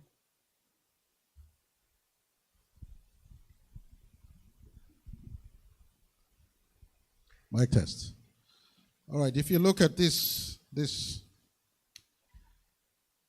2009, 2010. This is the level of Forex in US dollar we had in the central bank. And this is directly from central bank, not from James Marape's treasury or our treasury. You had in 2009 at 2000, almost $2,500, $2,500 million or $2.5 million. We peaked in 2011, Somare government, when the dear old Somare exited, God bless his soul, he left our Forex at $4 billion. And then you see the slide. Slide has taken place up until 2017. We almost hit rock bottom. Yesterday I was saying in 2018, I get nasty sometimes when Mr. O'Neill talks as if he's managed the economy very well. No, seriously, I don't mind new people becoming prime minister, but I can't give the prime minister seat back to Mr. O'Neill. That's why I resigned from him. The total erosion in the economic fundamentals of our country took place. This one slide alone tells you what happened. If we growed from here at 4 billion up like this, today we'll be in a far better place. That's why in 2015, Kina was pegged. Kina was pegged here. Before Kina was exposed on its own value on the market. Kina was pegged here because we were losing Forex. And so we was living with a stifle environment here around this time. We came back on 2019, we realized what was at stake. We worked using our fiscal policy. This growth took place with our government's fiscal policy. And then we decide that we will now allow and government is not doing this without knowing exactly what must take place. In the event that with the Kina exposed on the market, and this come down, I will come to it in some of my slides later on. We have program put in place to ensure we help, especially the small people in terms of the tough time it will go. Because this alone, unbundling the pegging of Kina here, allows for Kina to be on the market, and we will then attract US dollar to come into a market. As I speak today, I hope to come back to you one more time here with a specific presentation from central bank data. The last 6 months alone, when we allowed Kina to be on its own value on the market, there was over almost $2 billion that came into central bank. And the money value of Kina comes down. The intention is those who have dollar outside, they bring into economy and assist the economy getting up. We have experiences where many in the economy were harvesting resources, but they were not bringing back Kina equivalent dollar into economy because they felt they were not getting the fair market value of the kina. Am I right? Treasurer Secretary, you economist, or you can explain this, Pastor. Me no economist, na me giving the Solbruggen booster. In any case, okay, so I just want to give you all my full assurance to you. We've now rebuilt back since 2020 and 2021, we rebuilt back Forex. This is August 36.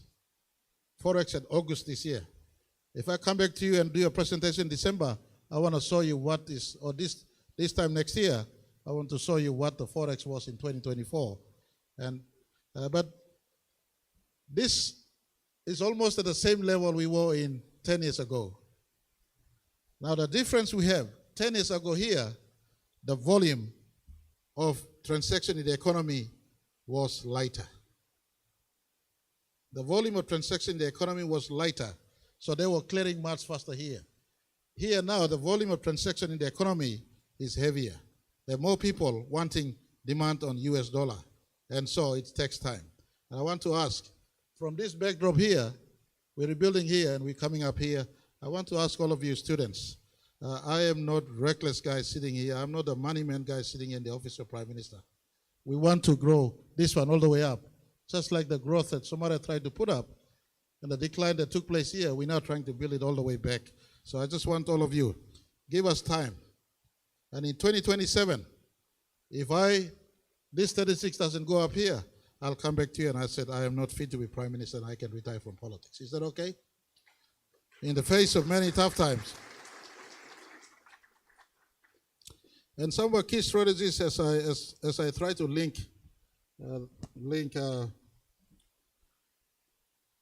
go back to my presentation. I want to say that for the economy, we are encouraging an export-driven economy.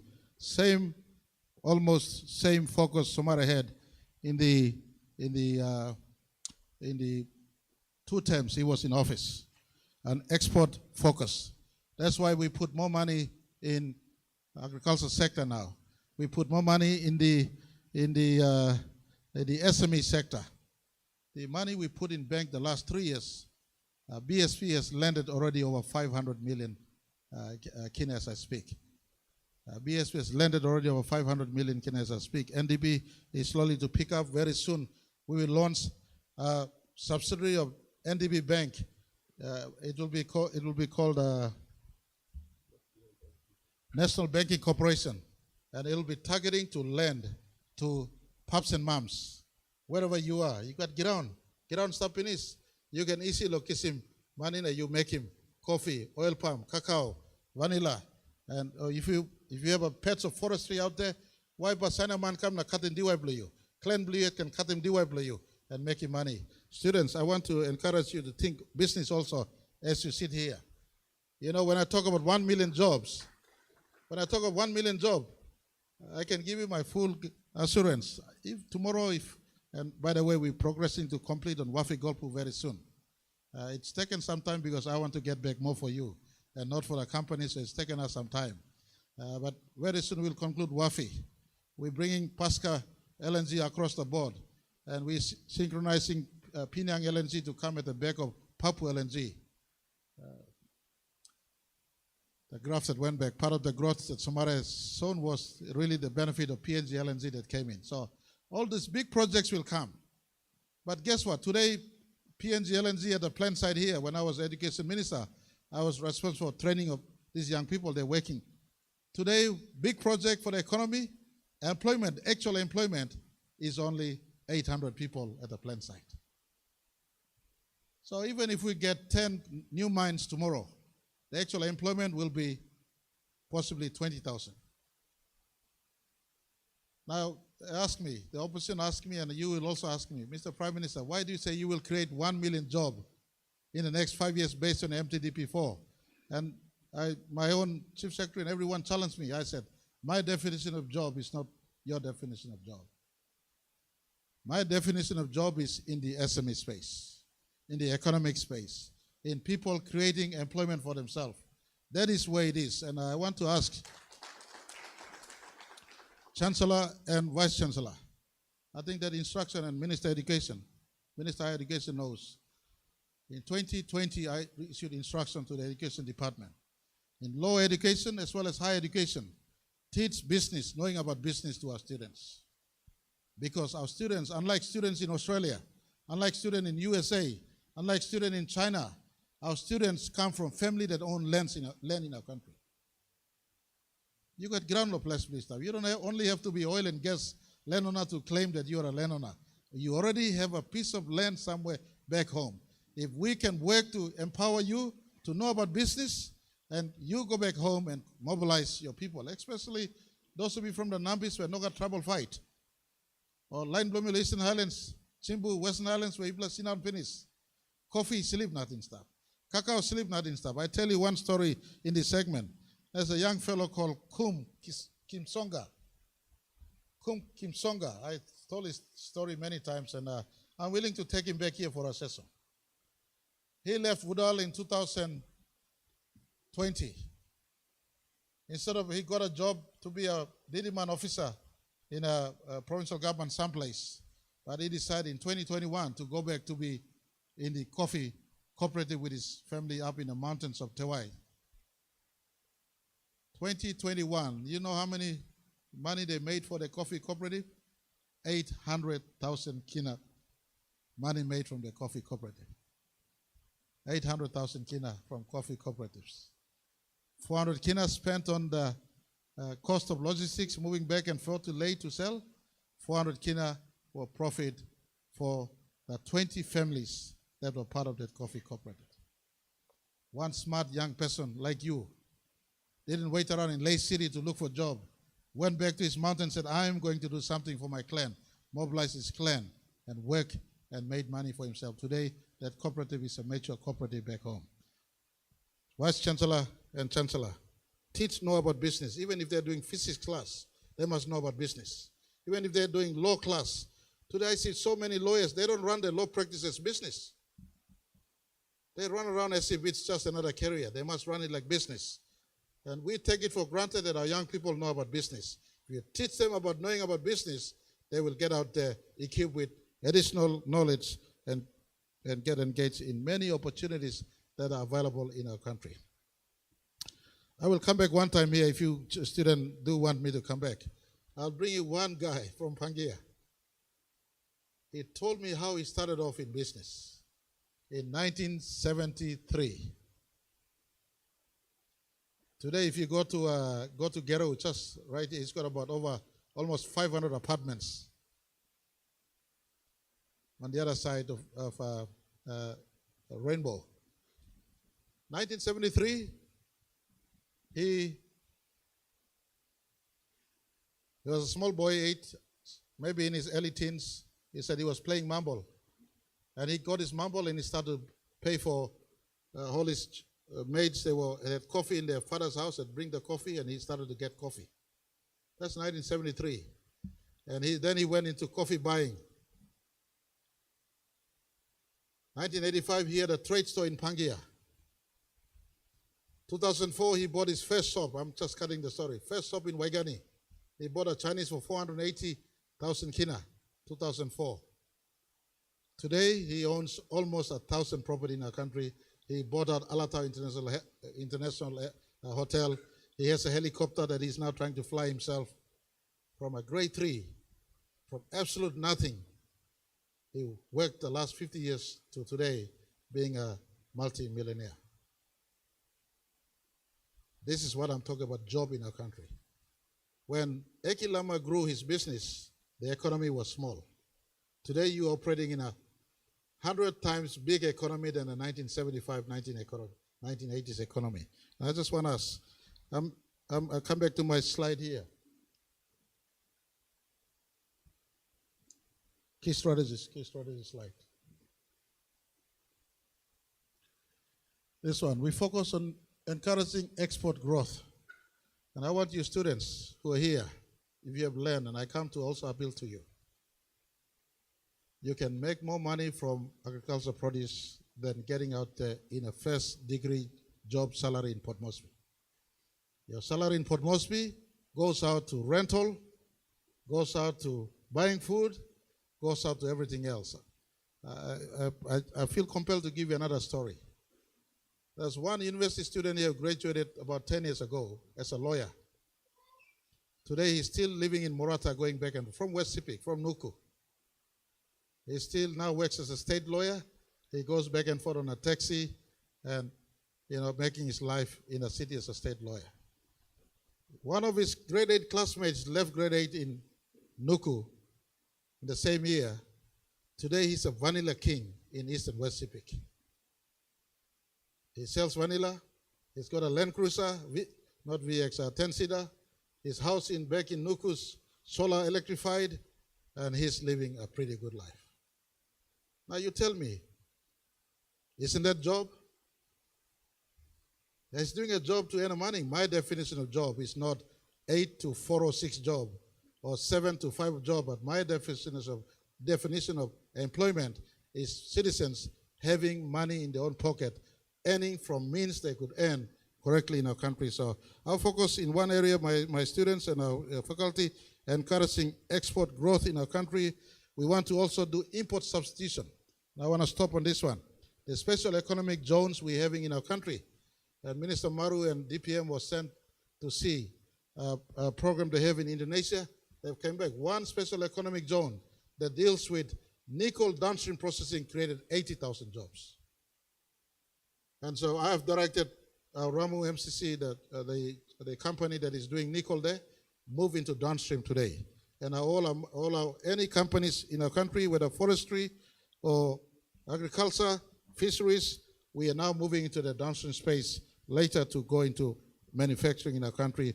Import substitution is a policy that we are embarking upon to replace imports and also for us to ramp up on production. Rice, I want to indicate to all of you, rice growth is something we're working on. Minister Higher Education here in his district is piloting now rice growing. We're working with Rigo Rice, his district for rice and others. And so these are things we're doing to ensure we have no money going out, but we substitute what we can produce locally and we grow locally for ourselves. I want to also give an indication to our students here. Our monetary and fiscal policy, we're trying to bridge them together without compromising their independence. Central Bank is in charge of monetary policy. When you ask me what is happening with the Forex, it is a matter I have no direct control over. As Prime Minister, I have no direct control over what happens in Forex. It's a matter totally within the care of our central bank. We're now looking at how we could bridge monetary policy and fiscal policy together without compromising their independence. And so I just want to give you all the highlight. There's some things we are doing in the economy in respect to use the Forex discussion to point to you the picture of our economy. I want to go to inflation. When you raise the issue of inflation, and I want to agree with all of you that cost of basic household is not affordable for everyone. I come from a family of, similar to most of you, parents never worked. Parents depended on what they find along the way. And so I'm the first one to feel the pain of everyone else. Yesterday when we came out of the dispensation of the VONC, I wasn't celebrating. I knew the challenge remains big. And as a country that is import dependent, most of our good, the other day, you all saw in Parliament, Governor Baird bringing in tin fish and rice and noodles. And he did well to point to us that cost has gone up. And I want to tell you all and give you assurance that we are not insensitive, we are not incognizant of this. And we've already been working on some measures to contain inflation from not getting out of control. Do your research, the economists amongst us. Global inflation sits higher than PNG inflation. PNG inflation today at 2024, we're keeping it below 5%, and we want to keep it below 5% in every year going forward, if not bring it down. We want to contain the inflation, but inflation every year is measured against price that is taken over from the previous year. So the sum of our inflation together is an aggregate over time. And government today must make sure we don't allow inflation to get out of hand. And we've made few policy interventions to assist all of us in tough times. I give you one example. the higher education loan program. And Secretary Father Juba was just saying earlier, only 66 of you applied for it. It's a facility that is open to assist your parents. They're not burdened to pay your school fee. I made this call 28th of December 2019. Was it 28th of December 2019? Hands up any one of you public servant or citizens who had worked on 28th of December. 28th of December, not too many people had worked in our country on 28th of December. 28th of December 2019, I called the secretary in and I said, I want us to find a program to assist parents of our country who are facing hard time paying school fee. You know, 13,000 kina you pay for your program here, correct? Is that 13,000 kina? I don't think parents can afford 13,000 kina in this time. We put in place the higher education loan program to assist students. And this is an interest-free money you have. If you pick it up in 4 years, if you pick 40,000, you will not be compelled to pay 40,000 kina in 4 years again. No, you're a Papua New Guinean person. You'll be alive for the rest of your life in your own country. And it's meant that it take your entire lifetime to pay something back to a fund that we are setting up so that your children can borrow from that down the line. Is that okay? It's not a fund to make you pay again ASAP. And I did my calculation, you know, you could repay 200 kina a year, 1,000 kina a year, depending on your affordability or employment, and for the rest of your life until you're 60, 70, 80. You die earlier, well, we write it off. It does not pass to your family. So we've set this up deliberately to assist you so that you do not burden your parent by, please, 10,000 kina come, you go pay him school fee. 15,000 come, 20,000 come. So that is one facility we set up. We've maintained hackers and testers so that it keeps on assisting you. And I think in your fourth petition you've given me, it's for us to look into how we could expand this. I want to give you all my assurance. The government system has been activated to look at an appropriate hackers testers policy that is based on your academic performance. Is that okay? You're not giving me claps here. What's happening here now? Maybe I spoke too much, so I better cut it off.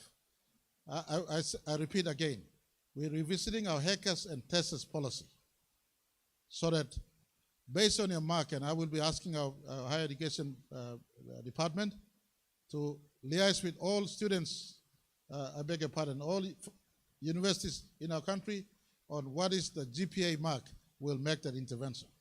You hit certain GPA, your government, not your government, your country can pay for your school fee going forward. Am I right or not? So you have a job and I have a job. But my request to our UPNG and all our universities, teach two important curriculum I want inserted in our programs in all our schools. Knowing about business, and second is Christian ethics and values. These two curriculums must be input into all our faculty programs. Every student who graduates from university or colleges must know about business, and they must know basic about Christian ethics.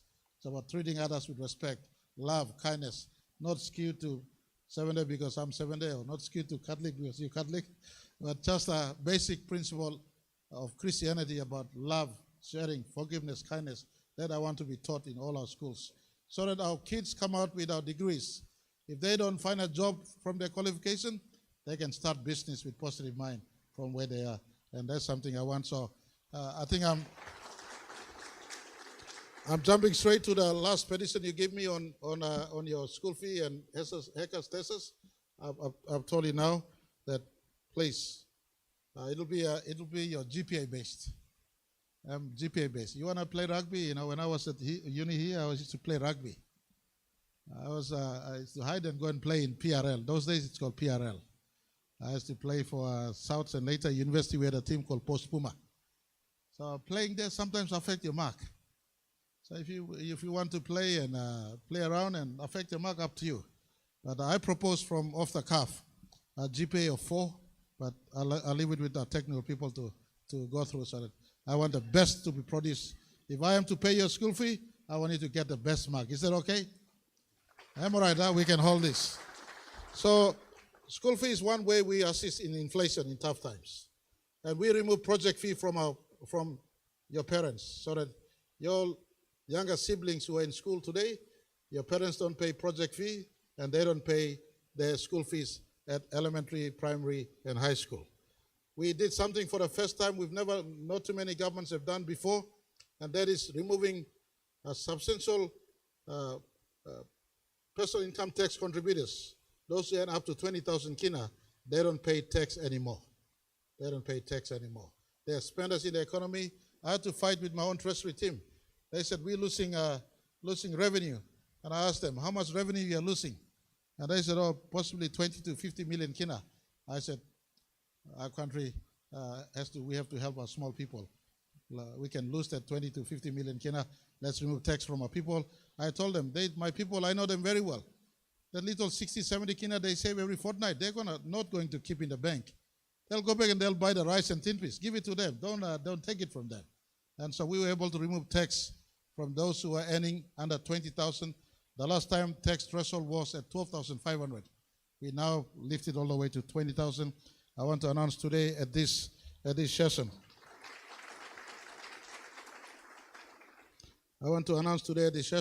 I've already informed Treasury, and they're working on looking at removing tax from essential household items, removing GST from essential household items. This was a work over the last 1 year. We started that work last year, and we today presently have passed over almost 50 million kina to IRC and customs. They're reconfiguring the ICT system that calculates GST so that when government goes to budget and say remove tax from rice, tin piece, or soap, cooking oil, kind of same, then you go to the tills, you can have a system that is easier. Others you pay GST on, but in essential household items like fuel and food, then you don't pay the 10% GST. It is something we're doing to assist you in this time. So I want to give you all my word. When kina was allowed to be on its value on the open market, we're not blind to it. It will not and it must not hit a threshold that is not sustainable for the economy. But it was allowed to be up there on its own value so that we can get foreign direct investors bringing back money into our country. When kina was not in its own value, when everybody else thought, I remember I think a year ago, the same opposition that is now marching off on kina depreciation. One time if you keep watch, I'll find that opposition statement that came out on newspaper. They said kina is overvalued by 20%. That's opposition statement. They agreed with us last year. Today, for politics, they're changing around. And as a kina is overvalued by 20%, kina needs to be depreciated. And it wasn't something that I did myself. All of us, we sit down. I wasn't happy about this, but when they told me, the short time it may come down, but in the long run, on its own strength and value, it will appreciate again, especially when our export earnings start to pick up. And so I want to give assurance to university students and everyone out there. We're not ignorant to this. We're mindful. I've told already Treasury and Central Bank, I don't want kina to go below 24 toya against $1. And so that is being informed, and we're managing this. But in the meantime, to assist the economy, if the cost of the imported rice, remember that rice is still being imported as we speak. That tin fish that Governor Baird sold to us on Parliament, that the cost of the tin is imported from outside. The tin in itself. We may have the fish, but the tin is imported from outside. The paper wrapper around the tin is imported from outside. Or even the noodles, when the Ukraine war took place, Ukraine is a 20% producer of global wheat. 20% producer of global wheat. When wheat production is affected, it also has a pass-on effect. Rest of the food supply chain, especially flour-based food, the cost of price is built on. So that noodles that we eat, that rice that we import, we also importing value of the import, inflation that is elsewhere into economy. And so all of these are interrelated. I'm very mindful of inflation. I want to give you all my full assurance. We don't want inflation to go out of hand. If I put to you a historical inflation graph, you will see inflation under Marape administration is averaging below 5%. inflation under those who came before me was not 5%. In few occasions, we were in double-digit figures. But I can't go into the past. I want to say for today going forward, be mindful, and we will remove tax from essential household items. And we've already established tax-paying threshold at this level. And I want to say the student conversation, much of everyday need in our country is school fees. And a school fee assistance to our citizens at low education to higher education will not be compromised. And the higher education school fee, based on a GPA, we could go into assistance. I was sitting and doing calculation. If you are paying 13,000 kina school fee this year, planning secretary, if when we go to budget, if UPNG this year school fee how much? 13,000, huh? On average. Okay. So if it is 14,000 kina next year, 15,000, okay. If it is 15,000 next year, and 2,000 of you have a GPA above 4, secretary planning, you're not compromising much. For your educated Papua New Guineans, you're only paying 30 million kina next year. Am I right? So these are within the same money we have. We'll reorganize, but it's affordable. But right at this time, it helps families who need help the most. So we'll take care of the school fee in our country so that in tough time it assists you in the inflation conversation. I want to go to law and order space. I want to say that we've worked very hard in this sector. And yesterday, nothing in relation to your petition, but based on us maintaining government yesterday, my coalition party leaders, Governor Iporas was the main one, and others. They said, Mr. Prime Minister, we're giving you support, and we want law and order fixed in our country. And this is the same cry you made mention. And I want to say, we're working. You cannot just attend to police. You must attend to the entire law and order sector in the fullest attention to all sectors. And I want to give you all some headline indications. We are working to strengthen, and for instance, in the correctional service, we're putting money for expansion of prison services. We're also putting money into the magistrate services. When I took over in 2019, the magistrate budgets was under 6 million kina only. Today, the magistrate budgets have been increased. For instance, in 2022, we had 51 million. 2023, we increased substantially to 91 million.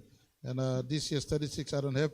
We're expanding the village court systems in our country to ensure they address the everyday issues in our house places, in our judicial system.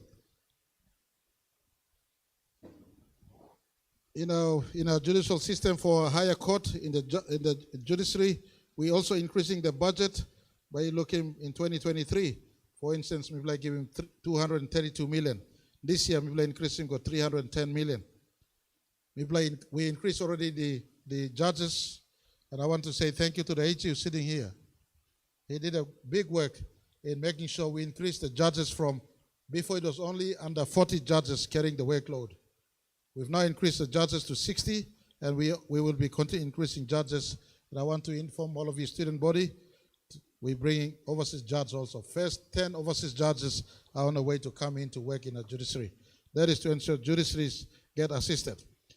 Fixing up magistrate services, village court, and judiciary will make work of our police much more beneficial. Is that okay? Supporting police that's all now, no got court system. Work for police is totally in vain. And so we're working our courts to ensure that our court system is lifted up and our correctional services is also being attended to. And I want to also say for police, we started recruitment again after recruitment stopped over 10 years ago. In 2023, 509 were recruited. We're now having officer cadets also being trained, and Bomana Training College is now being refurbished with a partnership with the Australian bilateral security arrangements. Bomana police training will now be a state-of-the-art police training. In case some of you don't want to be a student in your career, police also is opening up. I'm re-looking at the police pay structure so that we could pay our policemen and women even better, so it becomes a career of their choice. So Bomana Police College is a national center of excellence for our police force, and I want to inform all of you, in 2019, police force was still under 5,000.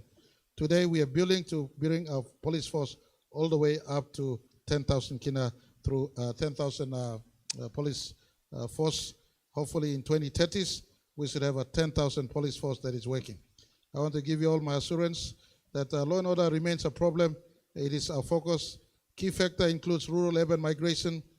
Key factor includes youths looking for opportunity for job and every other tribal and customary practice that still perpetuate violence. We're working to strengthen police and our court system and our prison. Some of you would have known those who have gun. Today, you said you got gun or homemade. Please, me using this plan, you platu can talk about tribes limit time go holiday. You all him gun, police arrest him you, and life imprisonment. And law me bla sense in penisa mista. And so modernizing of police is something we're doing, and it will take some time. Once we reach a 10,000 police force, in between now and the 10,000 police force, there's a special police unit being trained to deal with specific high sort of crime areas in our country. So a specialized police unit, we've tried our mobile, now we're trying to step up something in between mobile and defense force, but with a rapid deployment response ability. And I went to Australia, I saw the facility they have down there, and I said, bring it up, and the training is going on. About 200 to 300 policemen will be specially trained. They will have no number, they will be unmarked. Their task is to go and put up a fire happening in one part of our country. So this is going on as I speak. All right, coming back to your testers book allowance, I think I spoke on this already. You are being supported. We're looking at a support program for you. Very soon, your own minister will announce GPA level. If you hit this GPA, then state takes care of your boarding, lodging, and accommodations. Am I right? And I want to apologize to you. Nogan thing was some samblat, mipla salim gulo US na, India na all important nogat. Sambla you need lo salim osem too. Me sanap na talk to libla. Sometimes people ask me, did you study in Australia or New Zealand elsewhere? But I said I'm a fully homegrown student man here in this. So I like talking blood that all go outside too. They are under scholarship program, and for you the best students that are retained and studying, the program will come after second year. When you hit this level of GPA, your country pays for your school fee. So we'll tidy this program together. Am I right? Is it okay with you?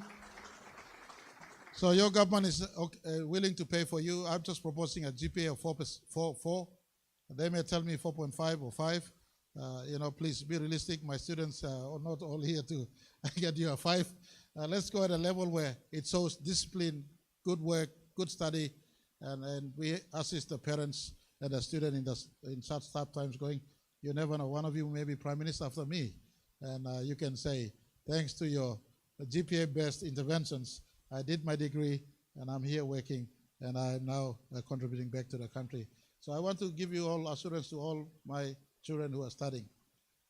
Give your best shot for your country. It is no easy time we are in. Last 4 years has been hard 4 years.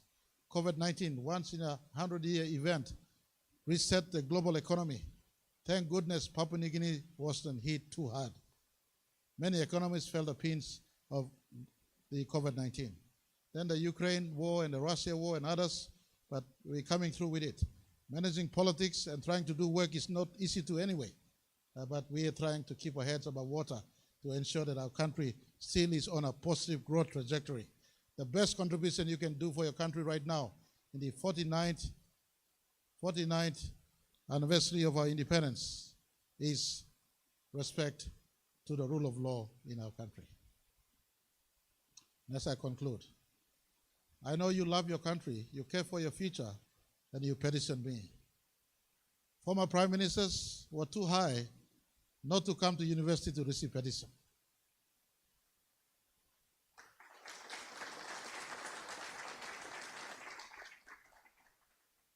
But I see myself not as a prime minister. I see as the #1 father in this country. So I speak to you as my children now, listening outside and here. Our country will still go through tough times. Even into the 2030s, when we grow the economy, it'll still be tough. Inflation will always be amidst us. Job setting will always be amidst us. But we can make our country better today. And we 1 year short of our 50th next year. You are students at the right time in the face of our 50th anniversary. You can say, forget tribe, forget different religions you affiliate to, forget ethnicity, forget everything else except PNG first, this year going to next year. You gave me petition because you love your country and you want to put PNG first. And I come here because I'm accountable to you. You are my children. You are my constituency. And I have to hear you and try to respond to you. If you so give me time into the balance of this year, I will get treasury and everyone else to come and interface with you. And some of the suggestions you may have in what we put forward. Now, Mr. Prime Minister, I think this is where how you can do it. Give me your statistics and data, not just students, but the faculty here. The faculty here must be the sharpest. You must also be able to criticize government from an arm's length, but tell us, government, this is what you can do better in the context of where we are today. And so we're willing to come back here, but as we stay today, Saturday, Sunday, and Independence on Monday. Saturday, lot of time, lo miplo line sa kibim Sabbath. Sunday, lot of time, lo line yibla sa lotu lo Sunday. And I want the country, I'm using this history as a moment in time where you meditate on the past and how our fathers, the Somali generation, took us with absolute nothing to where we are today, and how you can be a good voice to continue to advocate for what is right and to bring Waigani central government to you when you feel that something needs to be done correctly, so that together in common purpose to grow our country, we can progress for Papua New Guinea to be better. I want to say thank you very much for giving an opportunity to address you in a civilized manner. In a very civilized manner, you have done better than past generations.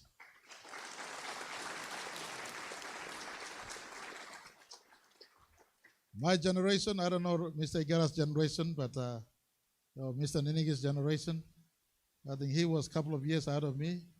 These two were some years behind me at UPNG, all UPNG alumni here. So uni or PAU? UPNG. We become the foundation of UPNG alumni and contribute back to our own school. But when we were coming through, we protested and banned cars. 1991, we had a massive protest here, banned over 16 cars. School was shut for the rest of the academic year. Guess what? Government never changed. The same government lived through 1992, but students changed. Students never came back. Some of my peers never came back to school in 1992. I was a privileged lot to come back to 1992 and end my degree in fall of 1994. And I look back today, what were we doing? In the national interest, we were pursuing something, a discourse. That was correct, but the modus operandi was wrong. We became the victim, and the politicians lived on. I want to ask you, this way of doing business is the most modern and civic way of doing it. You hold us to account, we come to you, not you come to us. Not you come to us in protest. You come to us in protest. I remember 10 years later in 2001, I was then a public servant in Waigani. I watched in my own eyes students shot at now the refurbished Pineapple building. 4 lives were lost. So we don't want to do this. In your country, you have every right to advocate for what you feel is right. But in this sort of manner, and we hold each other account. One day you could call ICAC. We set up ICAC as part of our law enforcement agency to fight corruption. SRC president, you can call ICAC in. You can call ombudsman in. You can call police in. Ask them, what are you doing in this aspect of your constitutional duty? You can call any one of us in any time. and to tell us that we must work.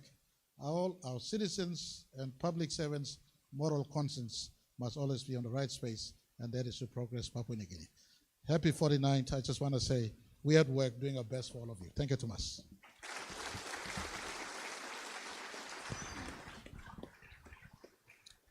And time me plus singing national anthem this Independence Day. Me like ogara picking in manta sol singing. The reason is simple. You know, national anthem says all rise, all his sons. How relevant it is today. You me all picking in manta sol bagrab in country stuff. From people line holy office, now you will all the society too. You drink beer, you drink lo pasim lo drink beer. Why you drink beer na tasim picking in again? Man, you walk long, office you come, you think mama, papa, mama na family house, money blow family must go. Why you drink beer, finishing go na go party mama house stuff. So this September 16, me like I'm gonna pick in man. National anthem says all rise, all his sons. When you sing all rise, all his sons, sing with heart, mean it, and look after your sister in your school, in your neighborhood, in your community. Our daughters and our sisters deserve protection from all the sons of our country. Am I right, huh? Awesome. You blow picnic and sing too, but all picking man sing with the heart. We have to defend our country and defend our daughters. Thank you so much. Mr. Igara, you finishing work, then our students can take over.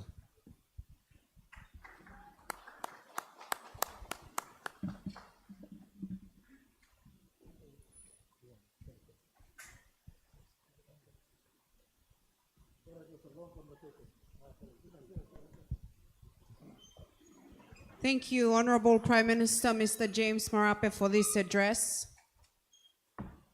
Now on to the closing remarks for the University Administration. I now call upon Chancellor Mr. Robert Igara.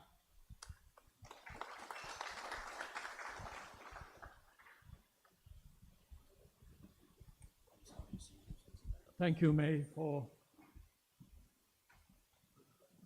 inviting me. I have, everything has been said. I have 4 areas I wish to focus on as my duty as Chancellor. First, you heard what the Prime Minister said about who came to the campus to receive. As far as I recollect, this is the first time in our history that a Prime Minister of Papua New Guinea has come to the campus to receive a petition, as well as to make a commitment to come back and respond to the petition. So I ask you to...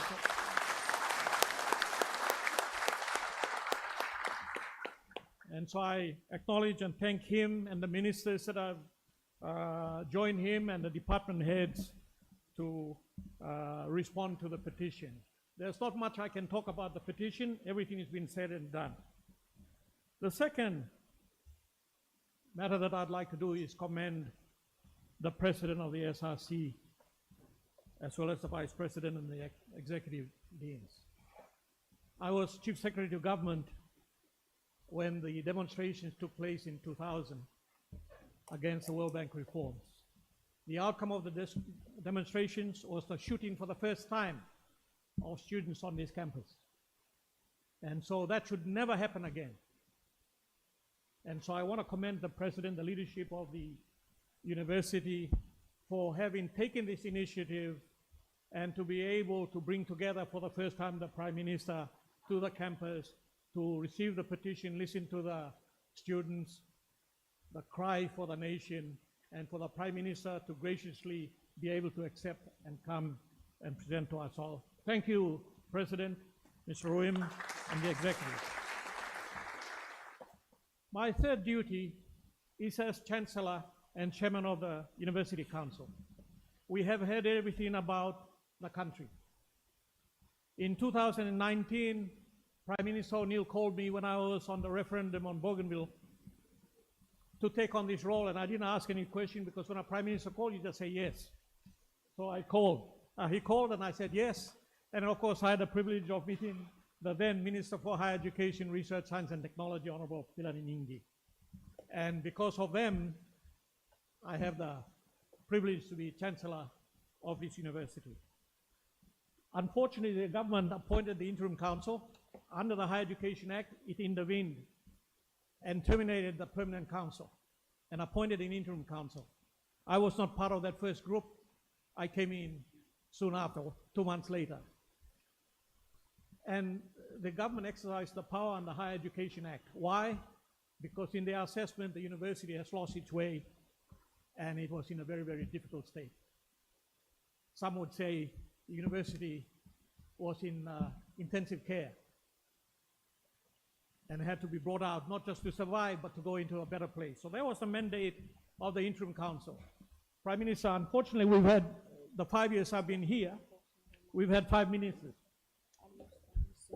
Only God can do something, but you need the support of government, stability in the political leadership in government, so that the university itself, because this is a state university, we cannot address the issues here without government support. Now, I'm not here to complain, but I called on alumni, eminent Papua New Guineans, and asked them, I said, our university needs help. Please come and help. None of them said, what's the fee? All of them volunteered since 2019. And we continue to serve. Council is essentially a voluntary body. And so that's the goodwill, and the reason why they answered the call is many of them came out of this university, like I did. And we want to make a return. We want the opportunity to contribute to you and the next generation. Prime Minister, as a result of the work that we've done, we've substantially completed what I would call a strategic plan for the university for 2025 to 2030, which would set the platform for the university for the next 50 years. The whole institution needs to be reformed. We are caught up in history. Technology, UPNG is very late in technology. If you went to Divine Word and Unitech, you got a laptop. You come to UPNG, they expect you to operate with a mobile phone. That's the reality. And thank God, God blessing, COVID came, and everybody realized that you need to catch up with the modern world. So we have to go through what we describe as a reconstruction, modernization, a reform and modernization of this university. And the strategy that we are putting essentially will require the most fundamental reform and investment of resources in this university since this university was established in 1965. We commissioned Kramer Osenko to do a survey of the condition of this university. All our land that people are trying to take from us, our buildings, dormitories, lecture rooms, many of the buildings here are condemned. Some new buildings are defective. And out of that, the cost estimate to do a refurbishment or rebuilding or reconstruction of existing facilities is 1.4 billion. So the council has approved a budget and we presented to the government. Secretary Treasury is aware, planning, Chief Secretary, Minister, I had the privilege of briefing the Minister. And so we will be looking for significant resources as well as the power that comes from the state, opening doors. It's not just about money. And so we have to rebuild this university. So the first 3 years is a reconstruction period. The next period is what you call expansion and growth. And so that is where we are heading. This year, Prime Minister, we submitted a budget proposal for 252 million kina. That's an over 100 million increase. If we don't have those resources, then the university is condemned to continue to struggle and have a crisis management and continues that will continue. So that's the third part of my duty. As Chancellor, Prime Minister, I'm not here to present a petition. Planning Secretary, Secretary Treasury, Secretary Dearhurst, I am making a call that the government, and I'm delighted to hear the programs and investment that the government is already making, but I'm here to call for UPNG. That's my first duty, to seek government support starting in 2025 budget, and Parliament will sit on 23rd of November, 25th of November, 26th of November. And so our call is that when we listen to the budget delivery of the appropriation, that University of Papua New Guinea will receive 252 million kina for 2025, but we need nearly 2 billion for the next 3 to 5 years. Now that's a matter for council, and obviously we'll negotiate with the government. As I've said before, the most valuable asset of this country are the sons and daughters of Papua New Guinea. Gold is valuable, oil is valuable, but it cannot replace the sons and daughters of this country. It is the most significant and sustainable investment that you can ever make. How do I know? We all sit in here. We came out of the education system. And so my cry, Prime Minister, is for UPNG. Others have cried for the country. I'm calling and crying for UPNG. And so I look for attention. And Prime Minister, thank you for reminding us about the alumni. Major universities rely heavily on alumni, and we will be setting up, refurbishing our alumni side. The last duty I have is, as what Prime Minister said, next year. Next year is our 50th anniversary.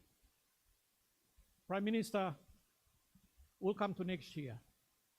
But my call to you and your government is that in 50 years' time, the 100 years anniversary of Papua New Guinea's independence, in 2075, the generation at that time will look back and say, Prime Minister Marape and your government made that decision at this particular point in time, and that's why we are better off, and this country is in a better place than its people. So that is the dream and the call that I'm making to the government. Finally, many people don't understand what independence is, the difference between independence, etc. So let me ask you, how many of you were here in 1971?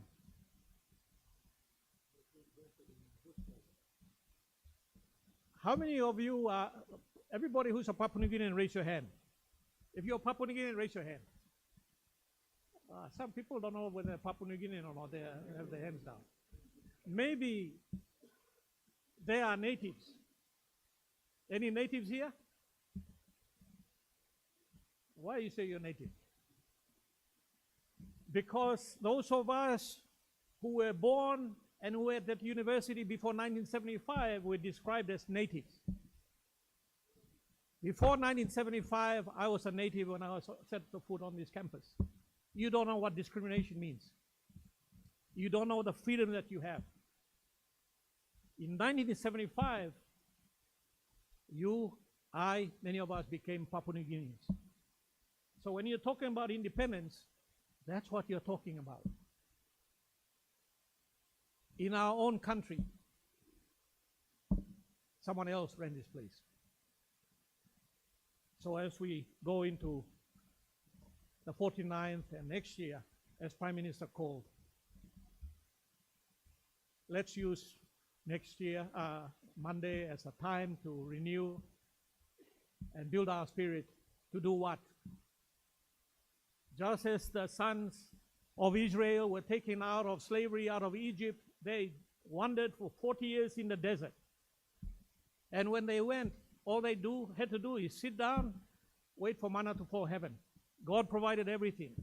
As soon as they crossed the river Jordan, they fought to possess the land and the promise that God gave them. Who did it? The sons and daughters of Israel. That's the lesson for us. You, the current and the future generation, must build this country. That is the challenge that we have.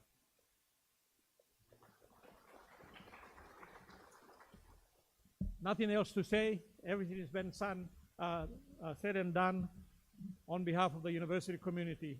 Prime Minister, This is a historic time, and you have made a gracious and bold decision. Many will say it's a bad precedent, but it's a sign of true leadership, that you came and listened to your sons and your daughters. Thank you, Prime Minister. All right, Chancellor, on your plan for UPNG, I give you one time. I'll come back with my planning team. We'll come and sit and listen to you, to your detailed plan for the university, and we agree on something. Is that okay? So I'm available sometimes next week before I go off to UN session. You can get yourself, Professor Pillai and VC and the team ready. I'll bring Higher Education Ministers here. He'll locate a time. The Planning Secretary, Planning Minister, and myself will come back for a session with all of you. Thank you too much.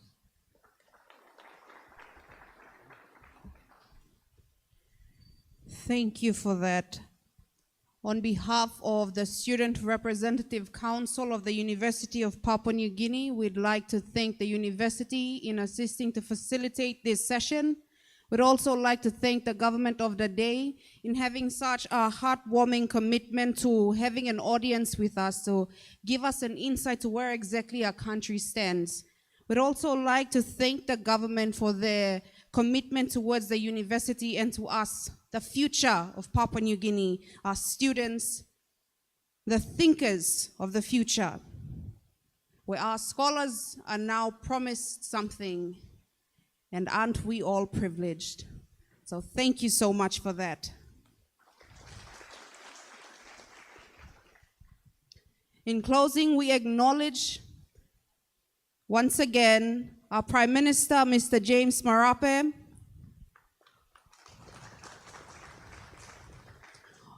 Honorable Pila Niningi, Minister for Justice and Attorney General. We also acknowledge the presence of Honorable Henry Amuli, Member for Sohe, and our wonderful secretaries, Secretary for Higher Education, Father Jen Zuba,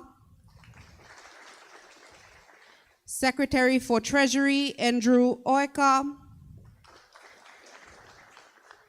Secretary for State, Mr. Ivan Pomaleo, and not forgetting Minister for Education, Honorable Kinoka Feo.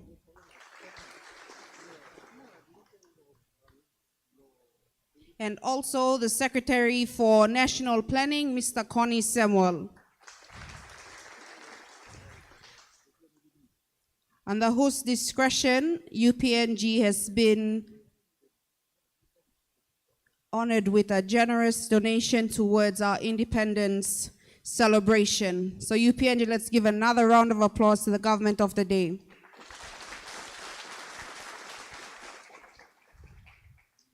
We also thank our Chancellor for making the time to be with us in such a momentous occasion, our Vice Chancellor and the senior administration of the university, and to you all, our wonderful students, not forgetting our audience joining us live. On that note, as we open with a word of prayer, I now call upon my successor for 2024, Ms. Florence Peel, to close with a word of prayer. Pardon, 2025.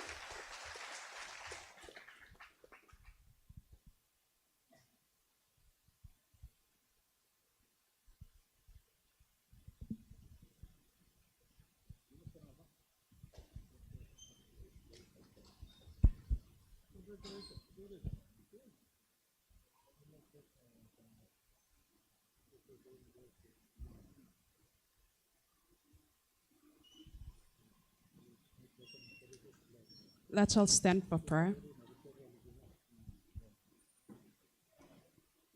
Gracious eternal Father, King of all kings and Lord of all lords, which art in heaven, Lord, we praise you for this time. We say thank you for gathering the leaders of the country. You have appointed them to lead this nation, and they are here. And Lord, you have given us this understanding and wisdom to lead in a good way and to have dialogue as this and to serve your country.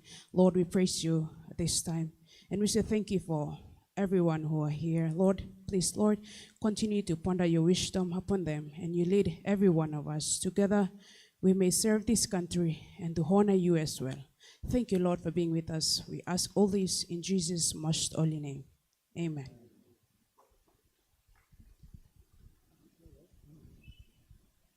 Ladies and gentlemen, on that note, we close. Thank you all.